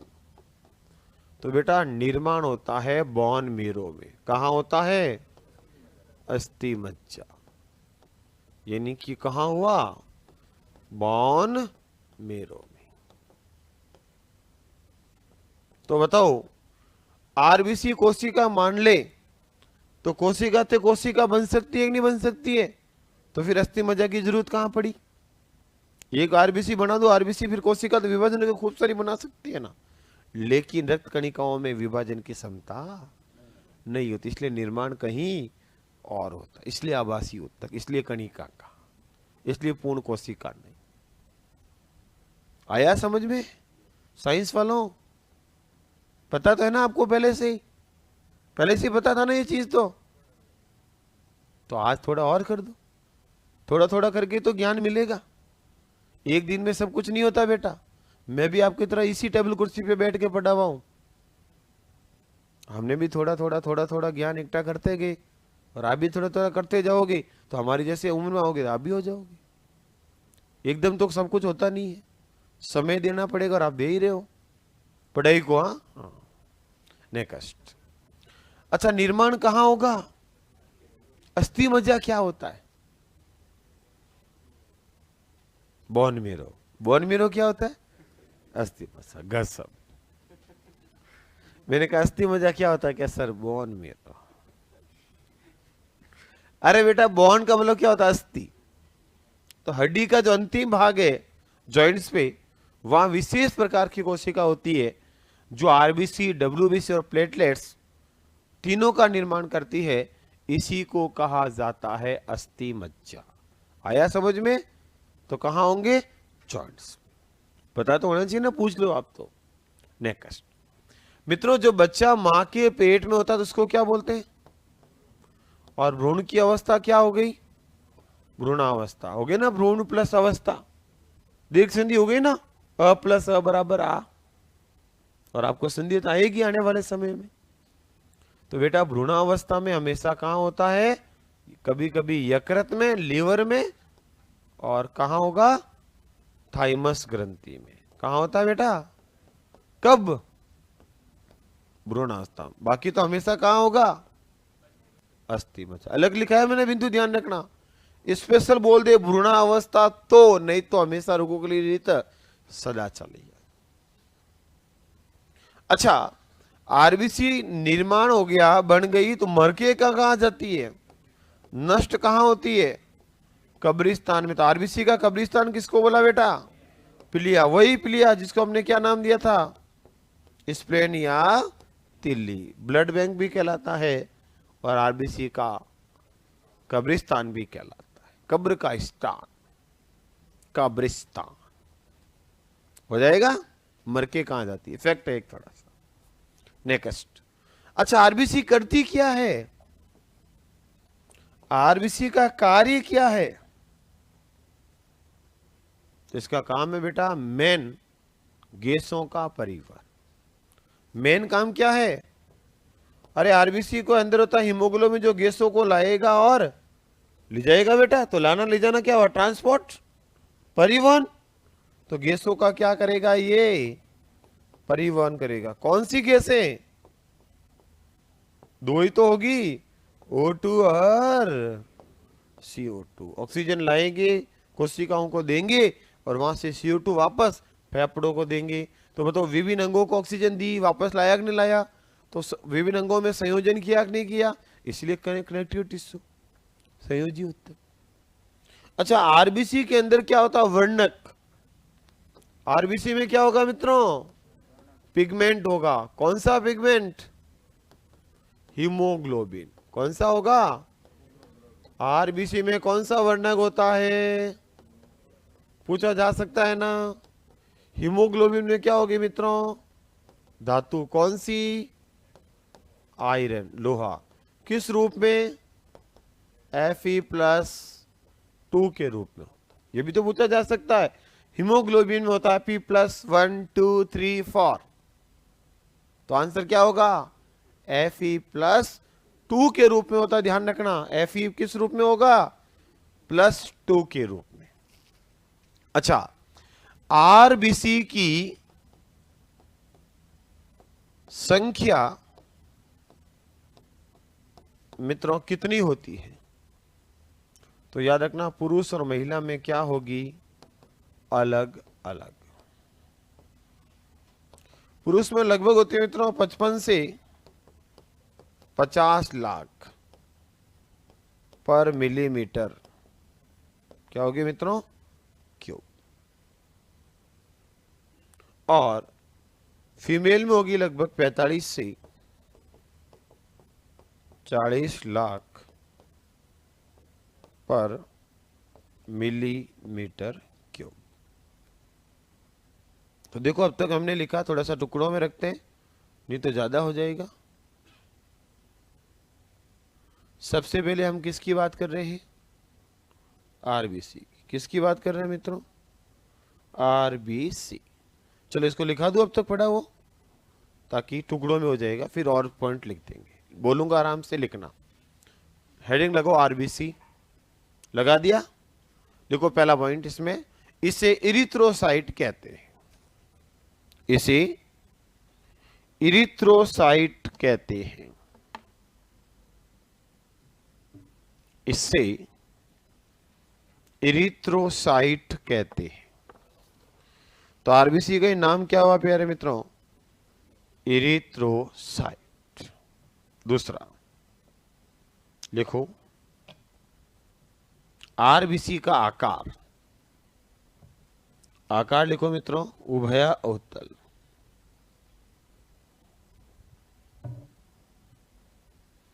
आकार उभयाअवतल, बाइकॉनकेव।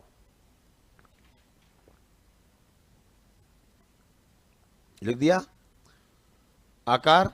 नेक्स्ट लिखो, आनुवांशिक रोग, हेरिडिटिकल, जेनेटिकल। आनुवांशिक रोग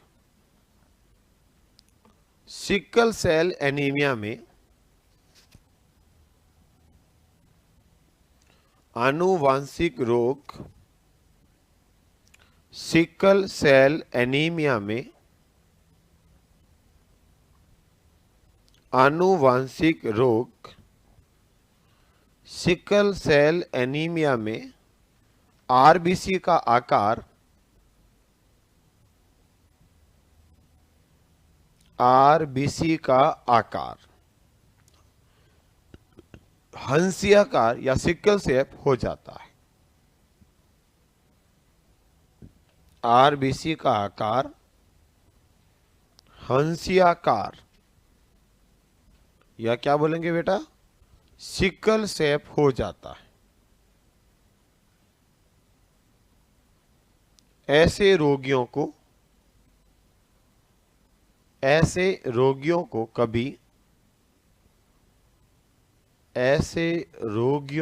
कभी मलेरिया रोग नहीं होता। ऐसे रोगियों को कभी मलेरिया रोग नहीं होता,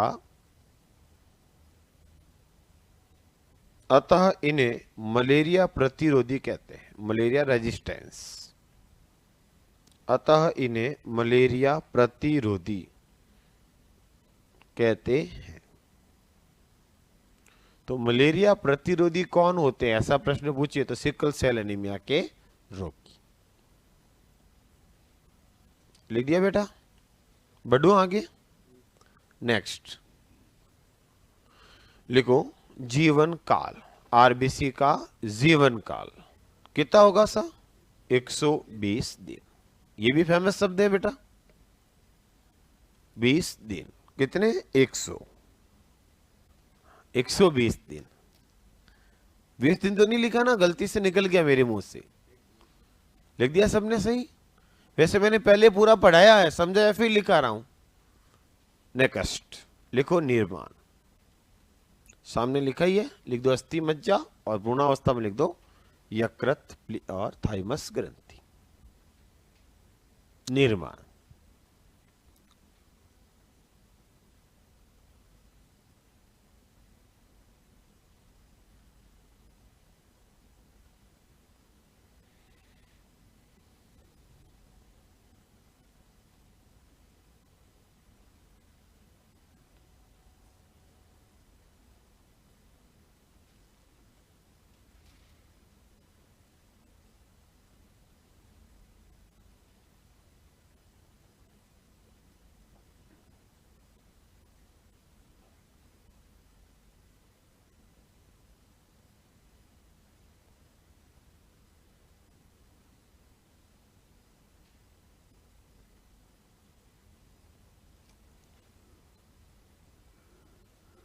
और कार्य भी लिख दो, लगे हाथ, और कब्रिस्तान भी लिख दो। फैक्ट ही है ये तो।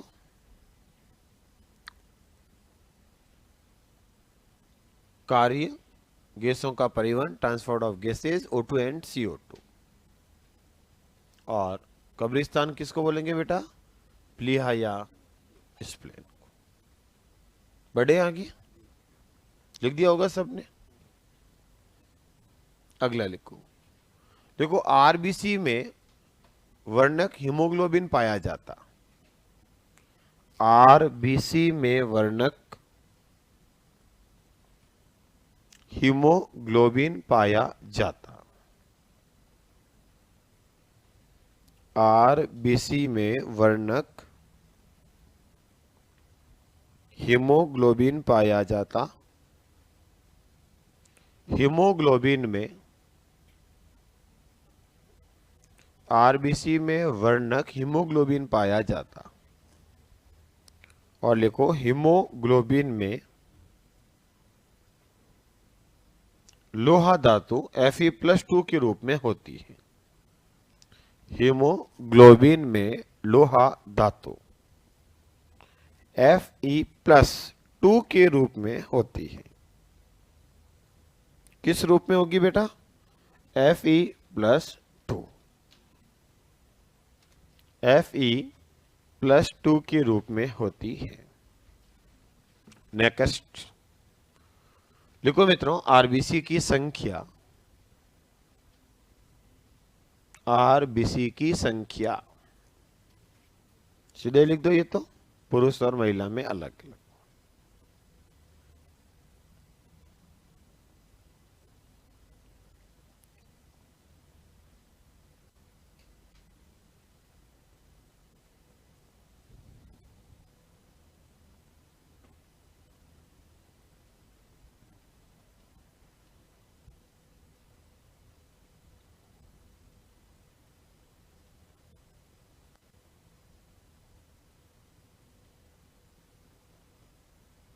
नेक्स्ट लिख दिया होगा। लिखो हीमोग्लोबिन की मात्रा, और ये पूछा था पटवारी के अंदर, चाहे पटवारी हो मित्रों या एलडीसी हो, ये सब एग्जाम आपके एक जैसे होते हैं। संख्या पूछी थी, मात्रा पूछी थी, मतलब किसकी? हीमोग्लोबिन की। हीमोग्लोबिन की पूछी थी, अच्छे से याद है मेरे को। किसकी पूछी थी बेटा? हीमोग्लोबिन की मात्रा। तो फैक्ट तो प्रश्न यही है रे, घूम फिर के वही आने वाले हैं। बस ये ध्यान रखना आपको याद कितना है। याद तो पूरा है ना? क्या सर आपको क्या करना है? लिखो हीमोग्लोबिन मात्रा लगभग लिखो बेटा, फीमेल के अंदर लिख दो पहले, महिलाओं में 12 से 14 ग्राम प्रति 100 ml। यानी कि हम किसी का 100 ml खून लें बेटा, तो लगभग 12 से 14 के आसपास होती है। और पुरुष में, मेल में कितनी होगी बेटा? 14 से 16 ग्राम प्रति 100 ml। याद रखना, 2-4 ऊपर नीचे चलेगा, 16 से 18 भी सही है, क्योंकि ऑप्शन के अंदर इसके आसपास ऑप्शन आएगा वो सही है। जैसे पटवारी में आया था 16 से 18, 20 से 25, 50 से 100, तो आसपास उत्तर ही एक ही था, बाकी दूर दूर थे, कंफ्यूजन की जरूरत ही नहीं। तो 12 से लेकर 16 के आसपास जो भी ऑप्शन होता है, एवरेज तो ये हुआ मित्र पुरुष महिला का, और उत्तर भी यही था इसके आसपास। तो फिक्स नहीं हो सकता, क्योंकि सबका मान निकाल करके फिर औसत लाए। अच्छा, नेक्स्ट लाइन लिखो, आरबीसी का मापन किससे करेंगे मित्रों? मेजरमेंट। आरबीसी का मापन किस यंत्र से करेंगे?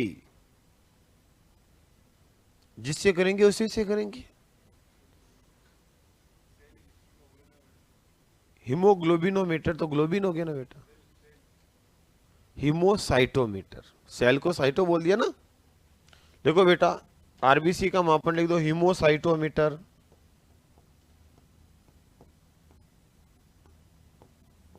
हीमोसाइटोमीटर। आरबीसी किससे मापेंगे? हीमोसाइटोमीटर से। और हीमोग्लोबिन लिखो हीमोमीटर से। हीमोग्लोबिन कोशिका आते ही साइटो हो गया, साइटोलॉजी, और वहां लिख दो हीमोमीटर से, हीमोमीटर। तो हीमोसाइटोमीटर तो लिख दो आरबीसी, हीमोग्लोबिन लिखो हीमोमीटर, लिखो हीमोग्लोबिन का मापन, और वो किससे करेंगे? हीमोमीटर से। और कोशिका पूछे तो किससे करेंगे? हीमोसाइटोमीटर से। आया अंतर समझ में दोनों? नेक्स्ट मित्रों, कभी पहाड़ी क्षेत्र में घूमने गए तो हमेशा आरबीसी की संख्या ऊंचाई पर जाने पर क्या होगा? बढ़ेगी। क्यों? क्योंकि वायुमंडल का दाब कम होगा तो ऑक्सीजन की कमी होती है, तो उसकी पूर्ति करने के लिए डब्ल्यूबीसी अपना शरीर डब्ल्यूबीसी की संख्या को क्या कर देता है मित्रों? बढ़ा देता। तो सत्य सत्य कथन आ जाए। तो नेक्स्ट लाइन लिखो, ऊंचाई पर जाने पर, ऊंचाई पर जाने पर, ऊंचाई पर जाने पर, ऊंचाई पर जाने पर आरबीसी की संख्या में वृद्धि होती है। आरबीसी की संख्या में वृद्धि होती है। ऊंचाई पर जाने पर आरबीसी की संख्या में क्या होगा मित्रों? वृद्धि होती है। तो जब भी हम ऊंचाई पर जाएंगे हमेशा आरबीसी की संख्या में क्या होगी? वृद्धि होगी। आरबीसी हमेशा बढ़ेगी मित्रों। नेक्स्ट आगे लिख दो मित्रों, क्योंकि, लिखिए दो, क्योंकि ऊंचाई पर वायु दाब में कमी होने के कारण, क्योंकि ऊंचाई पर वायु दाब में, एटमॉस्फेरिक प्रेशर, वायु दाब में कमी होने के कारण शरीर में ऑक्सीजन की कमी हो जाती है। वायु दाब में कमी होने के कारण शरीर में ऑक्सीजन की कमी हो जाती है। शरीर में ऑक्सीजन की क्या हो जाएगी मित्रों? कमी। अच्छा, आरबीसी की संख्या बढ़ना कौन सा रोग कहलाता है? बढ़ेगी तो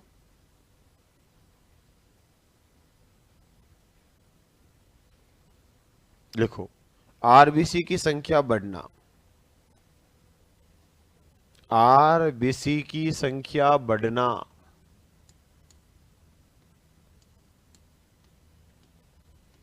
क्या कहलाएगा बेटा? पॉलीसाइथीमिया रोग कहलाता है। क्या कहलाएगा बेटा? पॉलीसाइथीमिया रोग।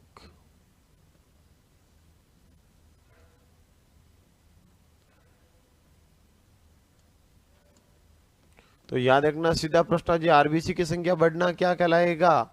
और भैया पहाड़ी क्षेत्रों में जाओगे आरबीसी बढ़ेगी, संख्या बढ़ना क्या कहलाएगा? पॉलीसाइथीमिया। और कभी खून की कमी होगी तो आरबीसी की क्या होगी? कमी। तो कमी होना क्या कहलाएगा? तो बढ़ना तो हो गया पॉलीसाइथीमिया, और कमी होना एनीमिया। लिखो, आरबीसी की कमी होना,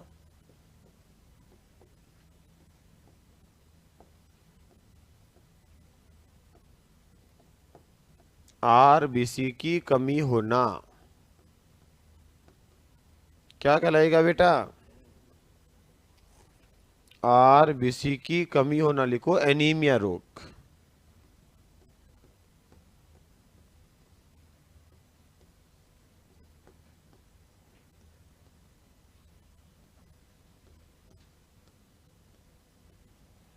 एनीमिया रोग कहलाता। जब भी एनीमिया होगा तो क्या करना पड़ेगा? दूर करना पड़ेगा ना, करेक्शन, निवारण। और एनीमिया को दूर करने के लिए क्या लोगे? दवाई लेंगे। कौन सी? आयरन की गोलियां। बिल्कुल सही है बेटा। अरे भाई साहब एकदम सही कह रहे हो। देखो इधर कौन कम हुआ तो कौन कम हुई, तो कौन कम हुआ तो क्या लोगे? आयरन। कैसे? लोहे की छड़ लेखा ऐसे, तो आयरन की गोलियां। कौन सी? कंचिया। याद करो वो पल जब आप स्कूल में पढ़ते थे और लाल लाल गोलियां लड़कियों को दी जाती थी। अपन भी कहते थे मैडम एक मिनट, अपन को नहीं मिलती थी। वो होती मित्रों आयरन की गोलियां, जो मार्केट में किस रूप में मिलती हैं? फॉलिक अम्ल के रूप में। तो लिखो निवारण के लिए क्या लोगे? फॉलिक अम्ल की गोलियां, फॉलिक अम्ल की गोलियां प्लस साथ में एक विटामिन लिया जाएगा। कौन सा बेटा? Vitamin B12। मत पूछना दोबारा। कौन सा विटामिन लेंगे बेटा? B12। तो ऐसा भी आ जाए किस विटामिन की कमी से एनीमिया होता है, सीधा हो जाएगा B12। कोई दिक्कत? तो एनीमिया को दूर करने के लिए क्या लिया जाएगा? फॉलिक अम्ल प्लस विटामिन B12। ये कौन कौन सी कोशिका के अंग होते जो आरबीसी के अंदर नहीं पाए जाते? लिखो आरबीसी में, लिखो बेटा आरबीसी में गोल्जी काय, गोल्जी बॉडी, कॉमा ER, या इसको पूरा लिख दो अंतः प्रदवीय जालिका,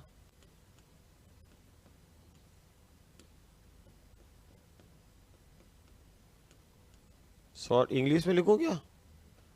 एंडोप्लाज्मिक रेटिकुलम,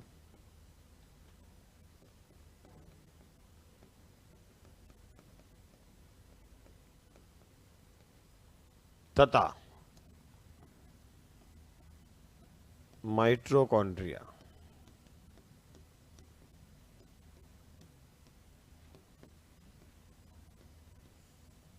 नहीं पाए जाते। तो कौन कौन से कोशिका अंग आरबीसी में नहीं होते हैं? तो आपको ऑप्शन याद रखना पड़ेगा। कौन कौन नहीं होंगे बेटा? गोल्जी बॉडी, ER और माइट्रोकॉन्ड्रिया।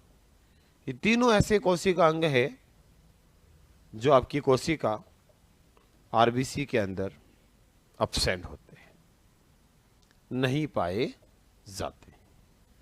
तो प्यारे बेटा ये थी आज की क्लास, बाकी पढ़ेंगे कल। कुछ पढ़ाया मैंने आज? याद हुआ कुछ कुछ? बातों ही बातों में बहुत कुछ पढ़ा भी दिया मैंने आपको, है ना? घर से अच्छे से कल पढ़ के आना WBC और प्लेटलेट्स। इससे आगे पढ़ेंगे ताकि पढ़ा हुआ होगा बेटा तो थोड़ा याद रहेगा, मजा आएगा पढ़ाने का। Okay, thank you.